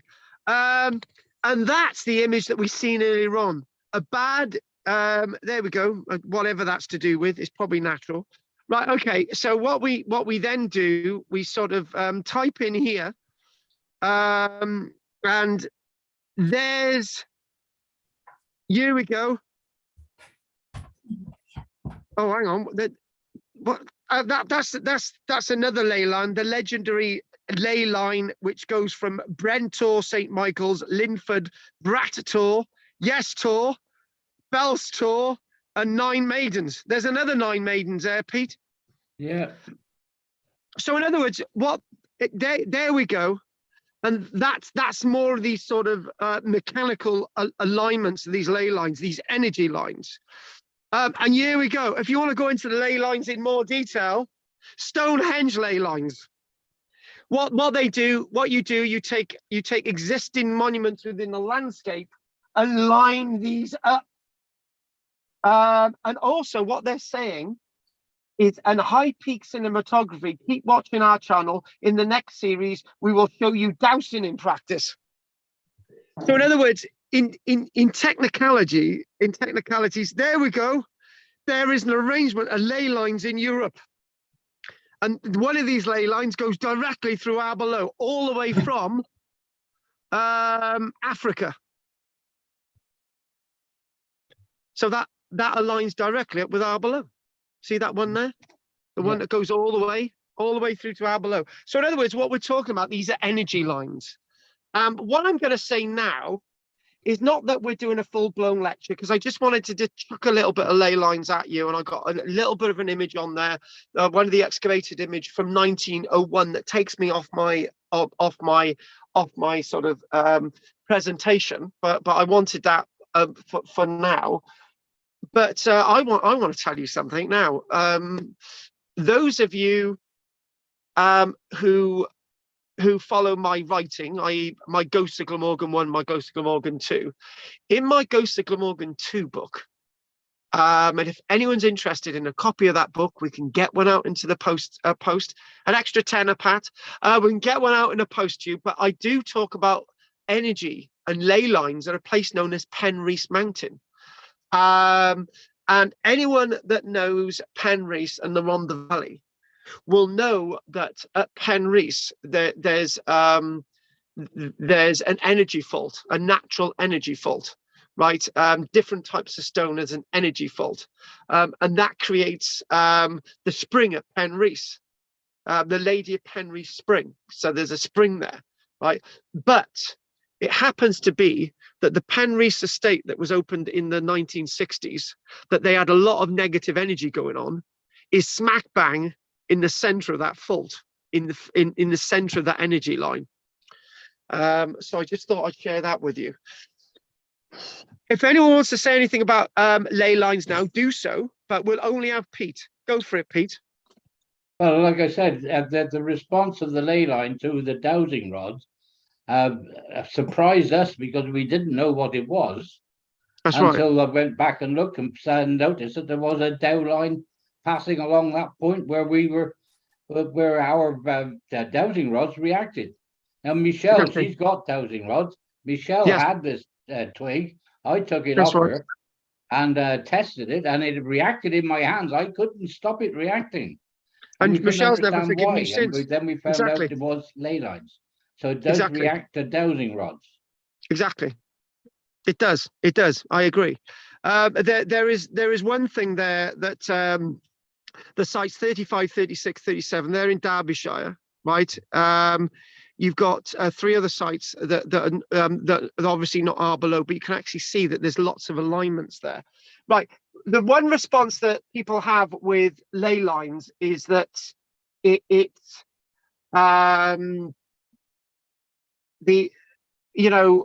that if you take X amount of monuments and line them up within the landscape, then you're going to get an alignment. That's the big argument, right? And the other thing as well is that most of these sites that are associated with the ley lines are of different dates. They've been constructed at different dates. But then, as Pete said, or was it Andy, one of you said that obviously these ley lines, these energy lines existed before the archaeological sites, and it's just that the archaeological sites have been placed upon them, which makes for good reading. Now, you know, I'm going off in a tangent, right? And I need to stop because I need to get back with the lecture. But I will tell you one thing, right? And I need to do this someday. I'm a Barry boy, as you're aware. And over my life, I've visited lots of parts of Barry, right? And I can go to lots of parts of Barry and feel negative, always. And I can go to other parts of Barry and feel positive, always. And I could go to other parts of Barry and feel neutral, right? I would like one day for me to say to somebody, right, I'm gonna go to 10 different locations. I'm gonna tell you that that's positive, that's negative, and that's neutral, right? And then to jump into somebody's car and for those 10 locations to be juggled around, and they had to put me outside that car and see if I feel the same thing. If I feel the same thing in those 10 localities, there's proof that there's something in this. Agreed, Pete? Yeah, well, yes. And these people knew about it. I'm sure they did. Well, the thing is, I need to say the following thing. We use our perceptions and interpretations on the past without understanding their perceptions and interpretations on the past? How dare we even question their understanding of their landscape because they knew it far better than us? For example, they might turn around and say, why are you talking on a mobile phone? That's witchcraft. They don't understand that you're talking on a mobile phone and that there's a voice coming through. As far as they know, it is witchcraft. There's their interpretation of us, right? We don't dare interpret what they're saying about their world, because their world is so far distant from us that they've got every right and every meaning to have a different perspective and understanding. These ley lines might be real. Right, so energy lines. Somebody mentioned, here we go. This is offline, and what we're going to do, we're going to, whilst I read this a minute, this is that plan I wanted to show you, which is so we're going to go over a little bit about what we've done, sort of to get an idea of some of that, particularly with the stones that we're going to do now. They've said I should have had one with a northerly bearing on earlier on, so you could understand what I said a bit better. So that's me at fault. So High Peak Cinematography said it's classed as a bit of a pseudoscience. Interesting, nevertheless. I've got to respond to that in a moment. Sorry again, ley lines are a very interesting subject, but not definitive. But what I am going to say is I'm going to chuck this at Adam, right? Adam, would you say that archaeology is a pseudoscience? Is it a science or a humanity? Are you there, Adam? Oh yeah. Sorry, Mike was muted.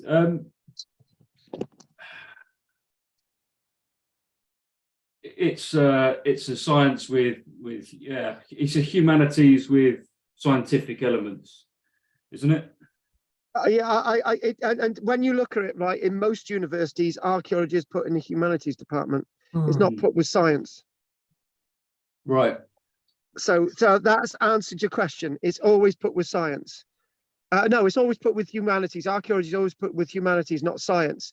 You do get universities like Bradford that actually have archaeology with science, and I think something like Bournemouth or Southampton is with science, but most, like Cardiff University, and the archaeology that used to be at Swansea is with humanities.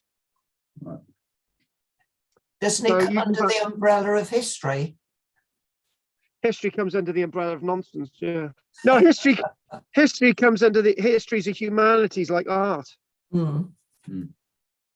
History is a humanities. So history is not a science. History is a humanities, and as archaeology is closely linked. A lot of geology in it as well, isn't there? Exactly. Do you know what? Right, I've knocked myself out a minute. Oh God, hang on a minute. I've become too enthusiastic now. I should have. Hang on a minute. Hang on. I've lost something a minute. I didn't realise I could do that. Hang on, there's a little thing I could bounce around the screen. Hang on a minute. My technology's gone few whip a minute. Was that a LiDAR image before? No, that was we'll come back to that in a minute, Andy. Right. Okay. Because we've got so much going on. 9:23. I promised Adam he should be in bed by now. Anyway, Pat's already gone to sleep. Right, right. So basically, what we're talking about is just to sort of give you an idea. Harold St. George Gray. He was excavating, as we know, in 1901. We've already done that. So he's talking about on the eastern side, so never eat there, on the northern causeway, right? So it's top part of the screen. The end of the ditch on the western side of the south causeway in two small sections. That's where he was excavating, right? So that's to sort of give you a little bit of context of where he exactly is. I've got a little doodad to sort of show you around the screen. Gray also cut through. Carl. Say that again? There's no picture on the screen. Oh no, it's going to pot. It's Andy's fault, because it's Andy's responsibility to tell me that you can't see things on the screen. Couldn't see the picture on the screen, Carl. There it is. Yeah, good. A bad worksman blames his tools. Right, so that's me. So again, Gray. So just to recap before the break, Gray also cut through the bank on either side of the northern. There's the northern entrance on the, and he didn't find anything on the northern entrance, although he found yeah, on the northern entrance. Although he found no artifacts, he did discover that the western bank. Okay, so there's the northern entrance. So the western bank of that was constructed. So the western side was constructed of loose limestone. So that's on the left-hand side, loose limestone, chert, clay, and earth. So basically anything's basically thrown up. Whereby the eastern bank was built mainly with limestone blocks. Now, there could be lots of reasons why that is. It could be that was actually the geology that they were working in. This is one thing missed in the notes. It's talking about different work gangs, different ways that they worked on the site, but that is what we're saying. We're just sort of saying that there may have been different ways of working, but equally it may have been a site built over a very, very long period of time. And unfortunately, here we go. Les and High Peak Cinematography have to go now, but they just said, here we go, signing out now. Love the channel. Cheers, Les. So we'll definitely be signing in, Les. And also, finally, Les says, exactly the secrets our ancestors held knowledge we will never understand, but hopefully we may understand, sadly not in my lifetime. So very much, thank you very much for joining us, Les, and your son, High Peak Cinematography. So thanks for their contribution. So back to the circle, obviously the little red things, this is a very, very, very pale plan. This is the best I could probably get. I think this is from Gray's work in 1901. The central plateau of the Henge monument measures, that's the plateau in the middle, the bit in the middle, the egg in the middle, that's there, roughly 50 meters along a northwest to southeast axis, and about 45 southwest to northeast. So the longer from the top on the left to the right, that's 50 meters, and then basically across 45 meters. So it's egg shaped. Now, irregular ring of 50 heavily eroded limestone blocks. So obviously this comes and goes because some have been broken. Those 50 blocks may have been part of one block. So this is the problem with interpreting how many stones there were, because of the nature of what's happened with the site over time. So if you've gone to the site 200 years ago, you'd have had a better interpretation of what the site is about, right? And they're also talking about one or two of the stones are slightly hidden by some of the turf, right? Just slightly under the soil. And that's an interesting point. And the reason why that's an interesting point, if any of you have actually spotted it, so these stones have slowly become covered with soil rather than the other way around that I mentioned in places like Dartmoor and so on, where the stones have been covered up and now they're eroding away. This may have been that there's soil building up on the stones. So that may have been a different way. So these stones may have never have been standing in the first place. It is thought that there were originally between 39 and 42 stones within the circle. So in other words, the number of 50 is all over the place. We're not really sure what's going on. Listen to this, some little facts. The heavier stones are estimated to weigh up to 10 tons, and that the circle stones are roughly graded in height towards the entrance, although the largest stone is located at the southwest of the circle, right? So in other words, if you go south and you go southwest of the circle, that's where one of the largest stones is, but that's actually laying flat, right? A curiously shaped rectangular block measuring 4 meters long by 2 meters broad that has a distinctive diagonal solution hole eroded through it. So in other words, that weird hole, that was natural, as I mentioned. Is seen to be a witchy stone. So what we're going to do, we know where we are now on that plan. So that barrow there is in the south. So if we go back to my lecture proper, going back to the images, here we go. So if I stop there, stop sharing, what we need as Drina knows, sharing is caring, right? Box of chocolates for my birthday on the 5th of January wouldn't go amiss, Drina. Too much sweet Too sugar is late. no good for you. What do you mean it's too late? Drina can send me a box of chocolates if she wants. Plenty of time to save up for next year. Yeah. You little blooming herberts, you're ganging up on me. So what we'll do, if you sort of look, if we try and actually that's much better. There's the south there, and there's the north. It's easy. Right. So well, going back to my notes. So right. So here we go. The level. Now this is about the erosion of the stones themselves. So we've got the little map there. Here we go. The level of erosion on some of the stones has been suggested to be far greater than would be expected to have occurred in situ. Oh, right, okay. Leading to the belief that the stones were not cut fresh from the ditch of the henge, but were instead hacked out of an existing nearby limestone pavement. So in other words, it might be that there was a surface reveal of stone, natural, which is typical with this landscape. That Derby's got these like got its Creswell Crags and so on. You've got this sort of limestone pavement, and and it's just like really natural and there. And they're saying it may have been hacked out of that. Now there's another site like that in the Vale of Glamorgan, Tinkerswood Burial Chamber. They quarried this big, huge 50-ton stone, and then that looked like it had already been eroded because it'd been sticking out of the surface already. And they may not have dug deep to get these stones anyway. They may have actually been geological anomalies. They may have been glacial stones that may have been littering the landscape. Loads of different ways of looking at this. Again, we're keeping our minds open. The location, or perhaps now former location of this pavement, is however not known. So they're saying it's come from a place that they don't know where it is or ever existed. So that's an idea. I'm going with the alien theory. The builders of the circle may have chosen this weather-worn rock deliberately, as unlike some circles where the smoother faces of the stone were placed facing inwards. At Abor Low, some of the stones have their eroded surfaces facing into the circle. Right into the circle, assuming, of course, that the stones were originally placed in an upright position.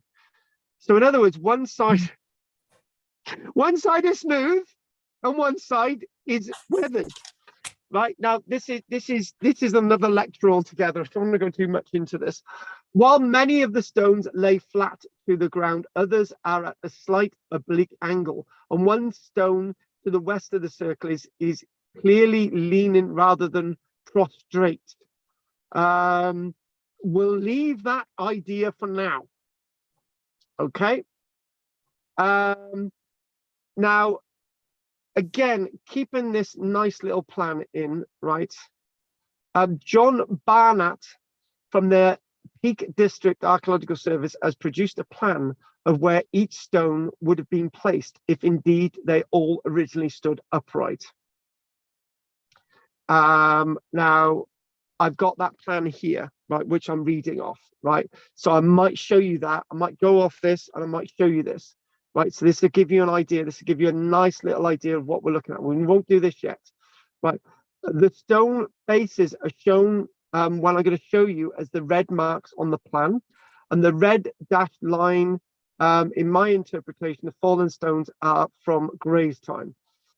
This would suggest that the stones were laid out in a flattened oval or egg-shaped formation with its apex towards the northwest and base to the southeast in an arrangement measuring about 42 meters by 37 meters. So when we got those measurements earlier on, we're talking about the platform, not the actual arrangement of how the stones may have looked. It is immediately clear from the plan that the long axis proposed by Barnett, which we're going to show you in a moment, does not match the alignment of the henge entrances. So actually what we're going to do now, we're going to see, Andy, this again, this is where it goes nuts again. Andy, you know I shouldn't muck around with technology. Never mind. Here we go, and off there. Screen's gone blank. Oh, hang on a minute. There you go. Off there, and here we go. let's get up close. You can see me. Can you see that on the screen? Is that coming up? Just about, Yeah. yeah. Yes, But yeah. actually, you know what I should do?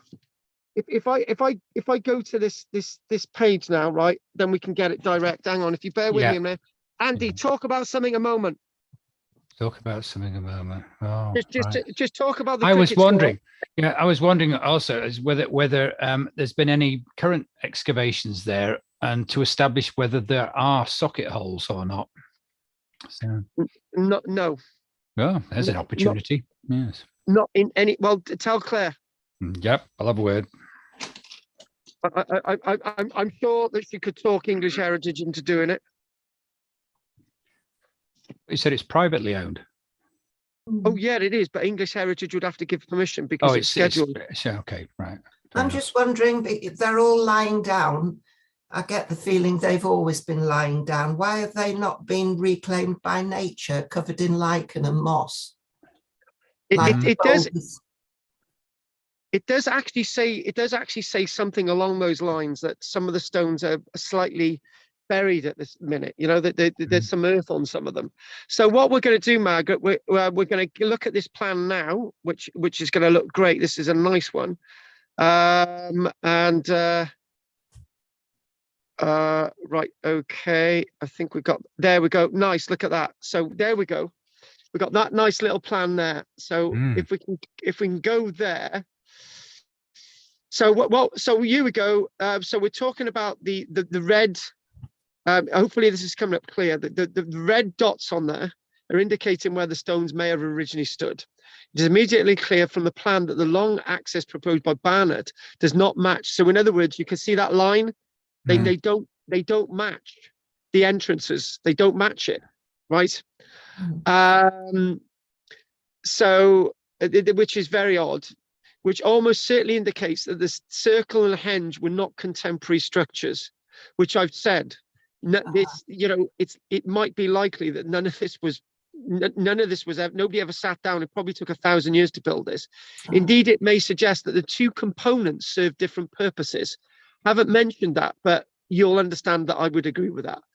Barnett goes on to propose that when seen from the center of the circle, the intersection of the red and green arrow, the midsummer sun would have set above the stone that lies just to the right of the axis line, one of the pair that frame the northwest entrance, the midwinter sunrise occurring very close to the opposite end of the axis. The midsummer sunrise and midwinter sunrise would have been close to, but not quite along the green axis line. But we could argue that things have massively changed in that time span. By the way, folks, I've still got a bit to do. So,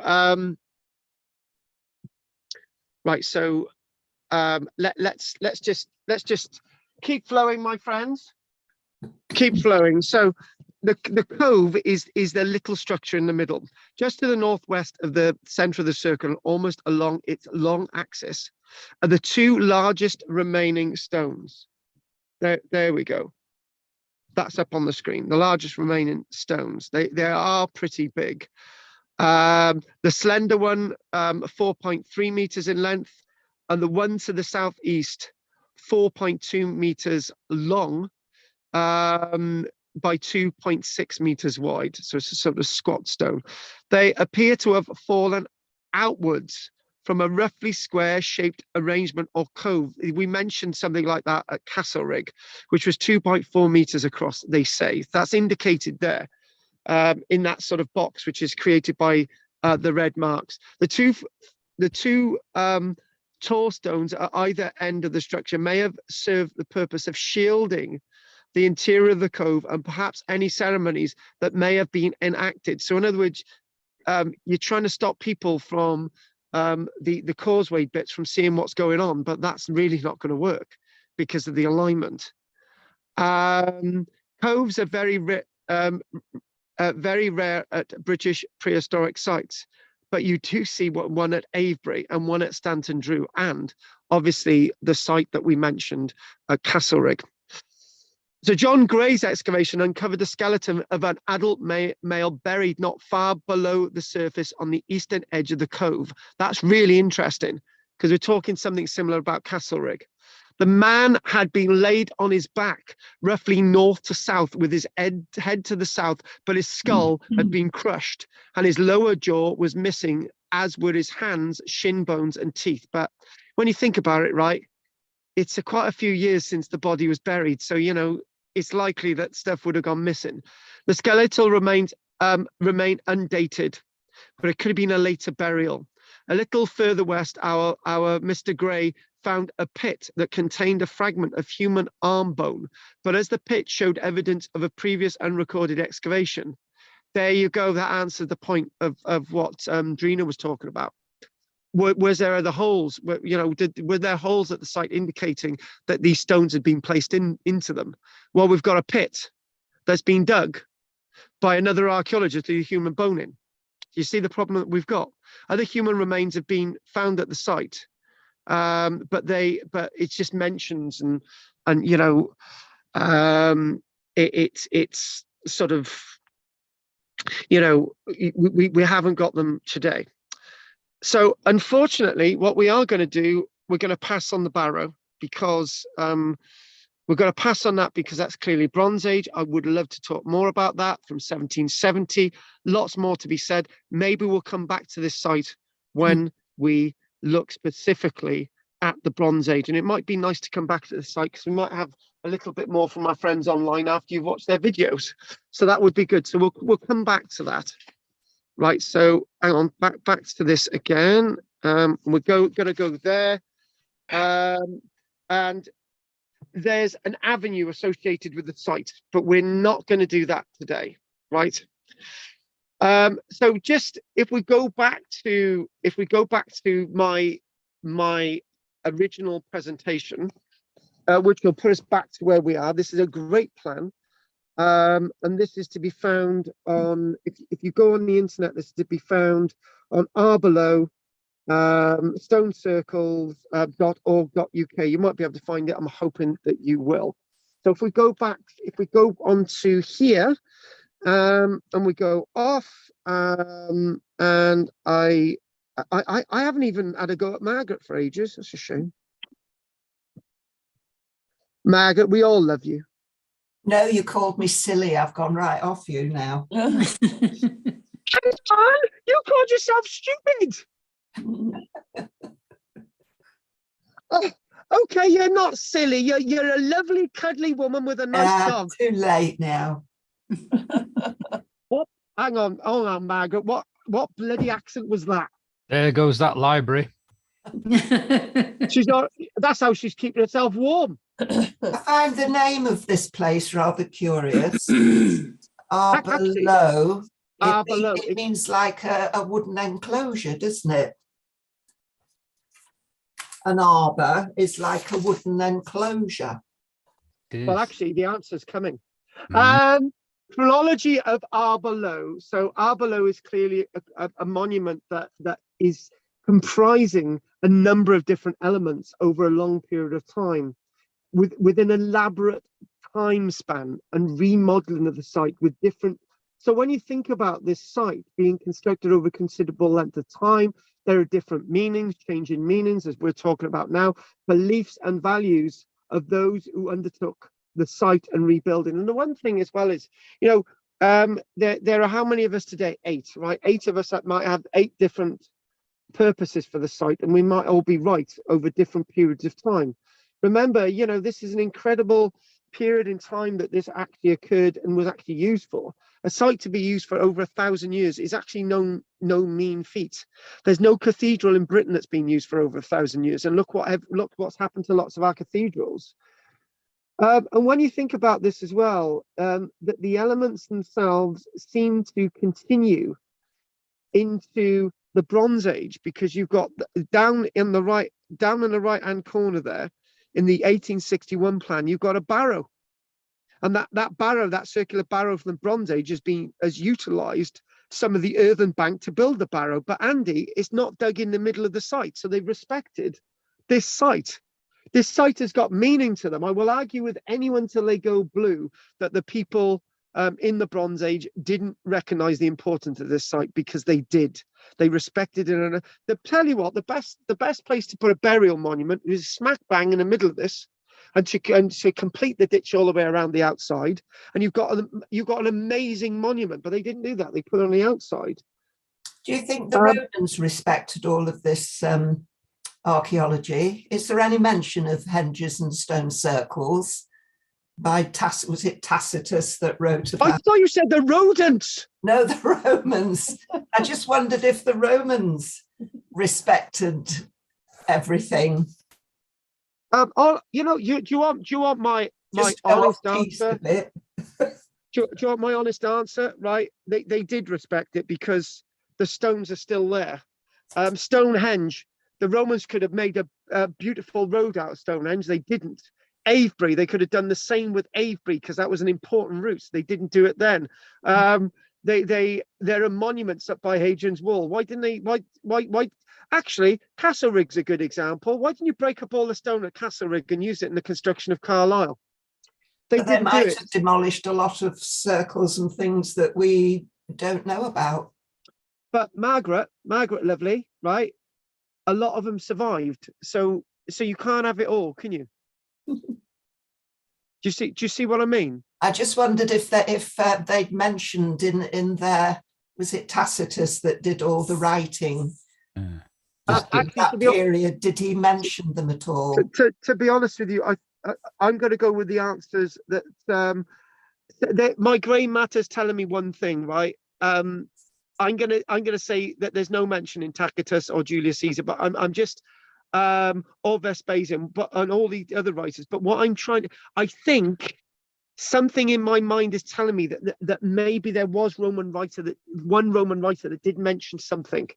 Like Stonehenge, for example. I'm pretty sure about that. So, yeah. So the order of the site is the henge. The henge comes first, the ditch and the bank. Then you've got the stones. Then you've got the little cove in the middle. And then you've got the barrow. And then you've got the avenue, which obviously sounds as if it's a lot later. So the dates that I've got here, it don't corroborate with what I would usually say. Right, the dates here say 5,000 years ago for the henge. I would say between 5.5 and 6. Right, and it's talking about the barrow comes in with about the time span of the Bronze Age, which here is about 4,000. So to go with that. So here we go. Recent reappraisals of the henge monument, especially in respects to those which contained additional features such as rings of timber or stone circles, have suggested that the henge before circle idea may be incorrect, and that in many cases it was the timber or stone elements that were the primary monuments which were later enclosed by the bank and ditch. Well, I'm actually one of those that actually goes with the ditch and bank first, and then right. Let me explain why I go with that. If you want an answer, let's give you an answer to that. Right. I like to give other points of view, as you know, right, and allow you to sort of make up your own mind, right. So the reason why I go with bank, right, ditch and bank first is because it's earth creating. These people are used to working in earth. They're used to working in timber, right? And then they start building in stone, right? It's typical. If you look in the Mesolithic period, Mesolithic people 95% of the time built in timber, right? It's only later in the Neolithic period that we start to see stone being used.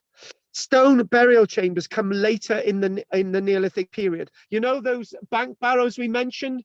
They were primarily earth, my friends. Cursus monuments, earth, my friends, right? So earth first, but that's what I feel. I could be, yeah, that's what I feel. And then what we've got is that you know, whatever way we look at this, bank first and ditch, and what's in later or what's in then surrounded by a ditch, we will never know. The main thing about this monument is it's very, very important. It has a genre, a raison d'etre of its own. As always in archaeology, it could be that as more evidence comes to light and theories are refined, then ideas about the dates and the sequencing of the construction of Abor Low may be subject to change. We've got a little bit more. There's 2 points I'd like to make, right? 2 points I would like to make, right? And this is where I have a go at Mike Parker Pearson, right? But before I do that, you might actually, there is an indication of some undulations at the site, but they're very shallow, right? Those undulations may have equally been used to hold timber. There may have been a wood henge there, because we usually see a wood henge before a stone henge. And thanks to the likes of Mike Parker Pearson, there's been an absolute obsession with Stonehenge, right? And Durrington walls. Millions of pounds have been thrown into these sites by the influence of professors like Mike Parker Pearson, who feels that Stonehenge and Durrington walls are far more important than any other archaeological site in Britain, meaning that we know more about Stonehenge and any of these other sites than we do about this. It's the bias in the archaeological record caused by funding and very important archaeologists swaying how the money is spent. I make no bounds. I don't like Mike Parker Pearson, but I do like Neil Oliver now, because he's the same as me. The antiquarian record and the search for answers. So this is the last bit now. So I'm not going to keep us too long now. I'm not going to keep us massively too long, because we still got to do a few questions. Right, so beyond the perennial unanswerable, what was it for and what does it all mean? The most asked question about Abor Low must be, were the stones ever upright? And if so, why are they now fallen? In an attempt to address the mystery, we can perhaps first look at the antiquarian records of the site. Now, what the antiquarians wrote about the site and told us about the site and sketched about the site is very different from what's there now. Reverend Samuel Pegg in 1785, who accompanied his account with a reasonable attempt at a plan and also a dramatic elevational view, which must have appealed to his readers and no doubt caused many a Georgian gentleman of leisure who fancied himself as an antiquarian to pay the site a visit. He thereby inadvertently kick-started Abor Low's potential as a tourist hotspot. Pegg firmly believed the stones had stood upright and provided an account of William Normanshaw, a local of about 60 years old, who claimed that some of the stones were standing in his memory. Now, what I'm going to do is I'm going to say, okay, let's believe that. But then again, we always seem to believe accounts of anyone who writes. Right, if you've noticed, everyone believes what the Venerable Bede wrote. Everyone believes what Julius Caesar wrote about, and so on and so on. Because it's in writing doesn't mean to say it's true. This, our friend Reverend Pegg in 1785, turns out to be an analytical thinker, however. So he may have been telling us the truth, as he goes on to support his belief with some astute observations and noting the fragments state of some of the stones. He suggests the pieces lying dispersed at some distance from one another could be owing to nothing else but their falling and breaking in the fall. So why is it we don't see the stones at Stonehenge like that? Why are they always intact when they say that they were once upright? This Pegg guy seems to know a little bit more than we give him credit for. He goes on to purpose several reasons why the stones might have fallen, suggesting there might be an original defect in their erection. They're quite poor stone. By not planting the stones deep enough in the ground, and then a hurricane or a boisterous wind might prostrate many of them in such an exposed and elevated situation. Interestingly, Barnett and Burl, obviously the people who are writing later on, writing 2 centuries later, and with the accumulated benefit of archaeological knowledge behind them, also come to similar conclusions. The stones were placed into sockets or holes that were cut too shallow into the limestone bedrock and were probably most felled by northerly winds howling down, but they all seem to have gone in one direction. They all seem to go inwards. So there must have been different winds. Indeed, some, but not all, of the stones in the northern arc have fallen inwards in a southerly direction, while almost all of the stones on the southerly arc have fallen outwards. So, you know, am I right? Am I wrong? What's going on here? We did hear earlier on that some of the ones looking inwards from the south, all these different ways of looking at it. But you think about this, and you also, when you look at actual evidence, the Ring of Brodgar, we've got evidence of one of the stones in living memories from the 1940s was hit by lightning, splitting the stone in two, and that's in living memory. Maybe it was a place where those stones were hit by lightning strikes. Hmm. The single remaining leaning stone, we've mentioned that, and the upright broken stumps of others would seem to support the idea that they were probably all originally placed vertically. Pegg also suggests earthquakes, or even the zeal of the first Christians inhabiting these parts might cause them to be thrown down as remains and monuments of, again, superstition. There's also another explanation that they may have been placed diagonally. Have you thought that? Why do they always need to be upright? While not going as far as suggesting their destruction on religious grounds, Barnett, not so many years ago, believes that some of the stones may indeed have met a violent end. One stone may have evidence of drilling for explosives. Fragments of another have ended up in the henge ditch, while a handful of stones were probably carted away for building material. One such weather-worn and old stone stood for a while at a gate close to the farm. And finally, as to when the last stones fell, James Pilkington, writing just a few years after Pegg, also gives an account of being told that a very old man remembers when he was a boy to have seen them standing upon one end. Presumably, this was William Norman Shaw again, and if the accounts were true, then it would date the last surviving upright properly in the first half of the 1700s. However, another author, Stephen Glover, writing in 1829, dismisses any claims as secondary evidence of very little merit, and given the lack of any other documented eyewitness, he may well be right, that they were all once flat.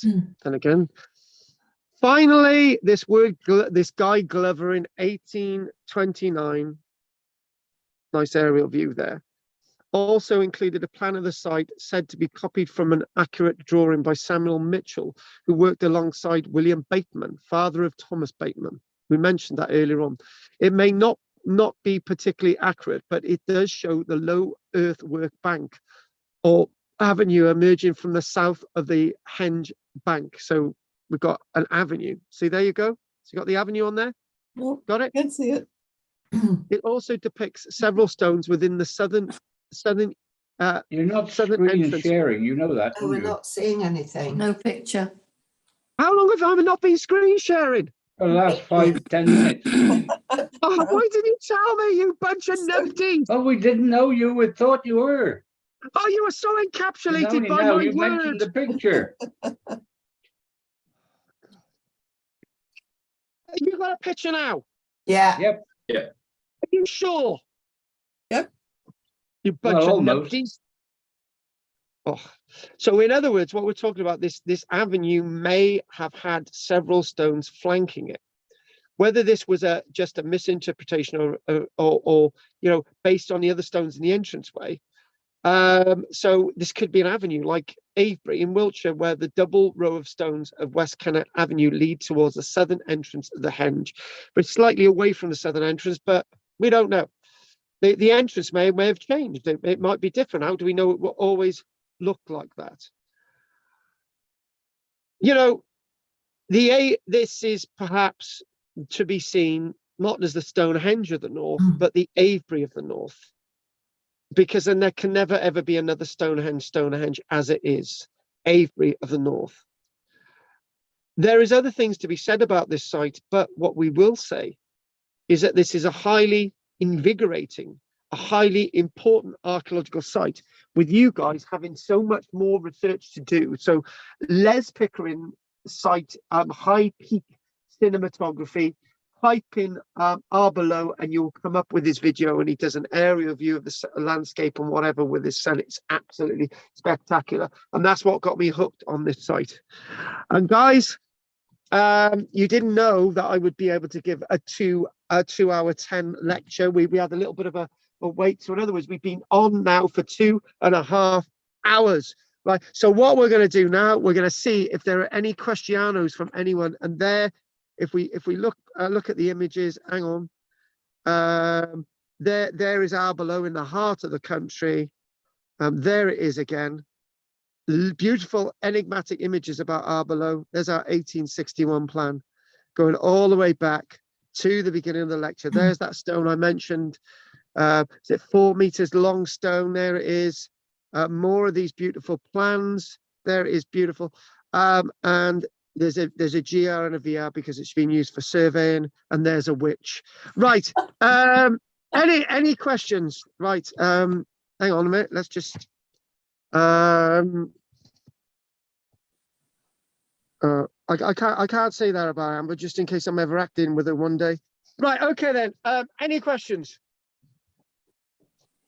Well, Oh yes. Before you say it, Margaret, I will get Amber Low's signature for Amber Low, Amber Heard's signature for you. Right, go on, Margaret, and then we'll do Dave. Go. Well, it's just amazing that they, given the tools that they had back then, that they managed to dig a ditch, do all of that work. Did they have an adze back then, or were they later?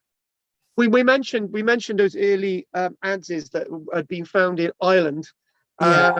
As an adze that could be used crudely as a plough, or an adze that could be used for a sort of picking at the surface. Yes. So we've got that evidence in Ireland. Yeah. I wonder if they used oxen or aurochs, as they would have been then, to help. Can I just say something a bit more logical, right? I'm digging sods of earth with just a shovel, right? A modern shovel with a metal blade, right?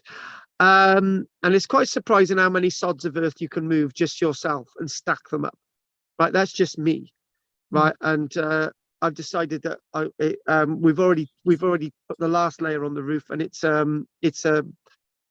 grass roof, right? The point is, I'm just doing this. I've got loads of other things to do, right? These people were focused on this job. You know, there would be people that were taken off sort of agriculture, and somebody's right, can you spend a couple of hours digging over there? Yeah, spend a couple of hours digging over there, then they'd go back with it, what they were doing. This would be done over an incredible length of time, right? So everything that they did is possible, rather than this idea, oh, it's beyond our sort of whatever. So I would say that even with crude tools, they would be capable of doing lots. And an animal scapula from a cow, obviously you've butchered an auroch, you could use a scapula and that blade, and that could be used as a crude shovel. And the best way to actually work is on your hands and knees, to be honest with you. And that's how archaeologists work. We can dig great big holes on our hands and knees. Why didn't they do the same? They could just add a little bit of a scrape. It's your turn tomorrow. It's quite surprising what you can do, Margaret. They must have been very determined. There must have been a means to an end, wasn't there? A means to their own end, remember. Yeah. Their own end. And do you always need an end? Margaret, can I just put this at you, right? You ever watch a TV program and wondered why the hell you watched it? Quite often, yeah. Yeah, but why did you bother watching in the first place? The point is that these people may have done things without an end in sight. Okay. We're too much into our own history. We're too much into thinking, did Germany want to win the Second World War? Did they have a way of winning the Second World War? Should they have done this? Did we have an answer to why we invaded the Zululand in 1879? Was there actually a real reason why we did it? Did the Confederates in the American Civil War want to actually beat the Union because they want to do that and this? There's all these different things in history. There's all these different questions that we ask, right? Big questions, right? These people didn't need to have those big questions. They had little questions, and the little questions that survived. Just for the sake of digging. But did they have what I'm trying to get at is that they may have thought we're going to do half a ditch. That's all they wanted to do. No, because what I'm saying, nobody had an almanac and said in 1,000 years' time we're going to have a stone circle in the middle. Yeah, It's just a puzzle, isn't it? maybe they didn't want to have a stone circle, right? I know this is getting a bit late. So, David, anything you'd like to say, lovely? No, thank you. It's been an absolute pleasure to have you along tonight, David, and Oh, I'm so yes. pleased that you're well again. Right, thank you. Okay, right. So good night, David. Thank you very much for Bye. joining us. Right. Hi, David. A lot Night, better. David. Good night, David. Good night, David. That's good. Night, Dave. Right, Pat. I wanted to know how to get to that video. Was it a YouTube or what was it? Well, actually, what we can do, we can actually scribble this up on the screen now. So, ask another question, and I will do the Oh, share. that's all I and I had. will do. I enjoyed do it. the what- Thank you. Right. Oh, yeah, Pat. You don't know what you've missed. I know. So what I got I'm it going to do. together now, though. We're all back. I'm going to write this on the screen. It's called High Peak. Got it? And Yeah. then the next word is and it's sin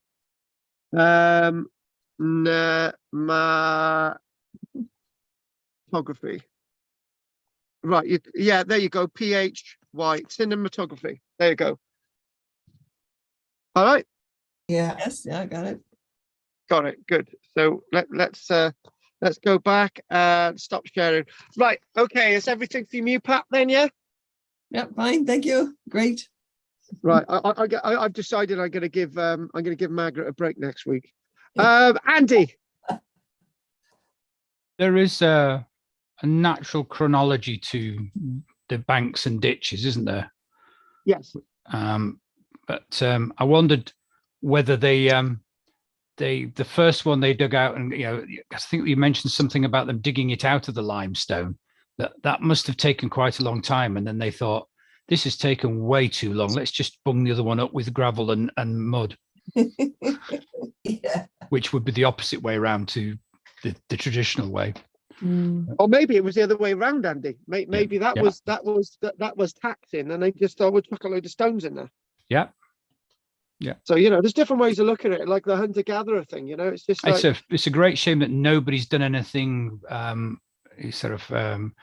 recently on it to be able to ascertain a chronology as to what came first and where, and whether those socket holes are socket holes or just a bit of creative thinking. But well, if one of us can have a nice word with the likes of Mike Parker Pearson, who influences people like English heritage, and he doesn't want to be obsessing in southern sites, maybe we can get a lot more done. Alice Roberts. No, let's move on. You've upset me now. Right. Just because she was in Detectress and I wasn't. Yeah. Don't rub my face in it. Yeah, I didn't see Mike Parker Pearson there, did you? Oh, that's one up. That's one for me. Thank you, Andy. Yep. Adam, anything you'd like to say? Not this time. I'm sure I'll be thinking of things that I could want to ask after the session, but not right now. Thank you. All right, and don't forget to try and get me an email address that actually works. Yes, by the I'll way, send you guys, one. good. This is Neolithic Britain, and this is by Joshua Pollard. I'm using this a little bit, and obviously we've got Ancient Britain by James Dyer. Obviously, we very difficult to get hold of copies of this, but that's because over the years I've got everything to buy them for the classes. But James Dyer, you can get hold of moth-bidden copies, and I use this for the photographs more than anything. Right, Gina, thank you for that, Adam. Thank you. No questions. Thank you. It was good. I enjoyed it. It's my pleasure. Oh, where's Anne? I know she went a while ago. I didn't realise. Oh. She's not been on the whole time. Oh my God! When did she go? Right at the beginning. Didn't she come back on? But for about 5 seconds. Oh, right. Oh, She must have had a problem. yes. Oh, right. That's a shame. I thought we were all on. Well, in the register, everybody's on, so that's good. No, We've got a full class. it's difficult to tell when there's a lot on it because you only get 5 or 6 on the top. So. Yeah. Well, that's 9 people today, so that's good. Pete. But people were worried about the fact that the Romans didn't destroy it all. The Romans were very superstitious people, and having only just become taken on Christianity to a certain extent, I think they were afraid that if they did disturb these things, something terrible might happen to them. That's true. They were very superstitious. And it's a bit like the people in Ireland in the medieval period, where they left hill forts and things like that because they thought the fairy people lived there, and they warned the children. Druids. Oh, shut up about the Druids. We're talking about the fairies. I'm off with the fairies, but anyway, they told people not to go to these hill forts because they thought, the fairy folk were there, and there's lots of superstition with these things. So, okay then. Well, I think yes. If there's no other questions, I will see you all next week. Next week we're doing Barrows Part 2. Well, Barrow digging Part 2, the antiquarian stuff, a nice few images like we did last week. And then we're gonna deconstruct the reconstructed archaeological sites. We're going to do one more session of that, and that's going to be the following week. And then we're going to be back to a little bit more Barrows, and then we'll eventually get back to our Neolithic stuff proper. We might even have somebody else saying, "Do you know about this site, which is exactly the same as Stonehenge, and it's hidden in East Anglia, and that all the stones are painted with gold that were quarried and mined." That's where all the gold East went. Anglia. Yeah, exactly. That would explain everything. Yeah, tie it up nicely. It would. Right. Okay then. Any Sorry, other questions? Adam, we have an ongoing joke about gold in Norfolk. Sorry. And it started off very early when we were doing the classes in Bleming Armside. So such a long time ago. Crumbs. It's done well, that joke. Yeah, it's done well, actually. Running and running. It keeps running and running, yeah. It's a bit like the fact that I scored 1 goal today, and Pete didn't score any, but that's life. Yeah, no mention of the Celts once. What are you doing, Pete? Well, he's a bit superior to this lot anyway. Well, yeah, the thing is, because there's no famous Cornish football players, because Gareth Bale retired, they haven't got a football team in Cornwall now. No, but the England used Cornish rugby players. Yeah, but that's for rugby league, not union. Nobody union. No union. They couldn't do without them. Shut up, you. And a neighbour of mine was a scrum half for England in Cornwall. He played for Penryn. He was a scrum half for Penryn, and he went scrum half for England as well. So there. And on that note, right, somebody's blown Drina a heart on YouTube. Ooh. Somebody's got a hot for you, Drina. Steady. Well, that's a queue of us actually, but we won't talk about that. It'll be Idris. Of course, yes. I just checked if it was Neil Oliver then. Flipping heck. Competition. Yeah, that was a bit of a shock that day when it. Oh God. Anyway, I don't even know which one that was. No, right. Okay then. Anyone else got anything else to say before we finish? I thought you were joking that he came on. No. He came. No, I was serious. Oh, how embarrassing in that case. I think that's the first and last time, to be honest. I wonder why. Exactly. He may be watching under a different name now. Yeah, it could be. So that he can keep up with what's going on currently in archaeology. Yeah. Oh, hang on a minute. No. It says High Peak Cinematography. Stealing all our ideas. Yeah. No, hang on. The heart was for Peter. Oh. I won't give the name away. Ancient Historia said it, but you know, we won't say who they are. Bet the Oh, God. Cornish. Yeah, I bet you they bloody are. Oh, okay then. Well, Andy, Gina, Margaret, Adam, Peter, Pat, anything else you'd like to say before we finish? Nope. Thank you No, very much. all done. Very, very No. good. Very Okay. good. Oh, one. thank you for that. For once, yeah, Yes. good. Thank you. Anyway, thank you very much, and I will see you all next week. Thank you. Yep. Bye all. Okay, Thanks, bye. Carl. Bye. Bye-bye. Take care, Bye. guys. Bye-bye. Bye. Bye-bye. See you Take care. tomorrow afternoon. See you tomorrow afternoon, Pete. No, tomorrow morning, No, 11:30, Pete. Half 11, is it? Yeah, that's the one. Okie doke. Anyway, thanks for that, Pete. Okay, bye. Take care. Night-night. Bye. Night-night. Good night. Night-night. That was a long lecture. It's 10:14. Anyone on there who would like to like and subscribe? We'd delight to have you on board. Yes, well, we're going to finish now. We've got all that stuff on there. I'm just going to check if there's anything in the chat box. Nothing in the chat box. Nobody puts anything in the chat box. That was great. And if you want to, and you've got to the end, press the join button, JOIN, the blue join button at the bottom. £1.99 a month, and you know, every penny counts. Maybe I could buy a new pair of trousers. It could be you getting me those trousers. Anyway, thank you very much, folks. I'm off, and we're going to call it a day. Thank you. Goodbye.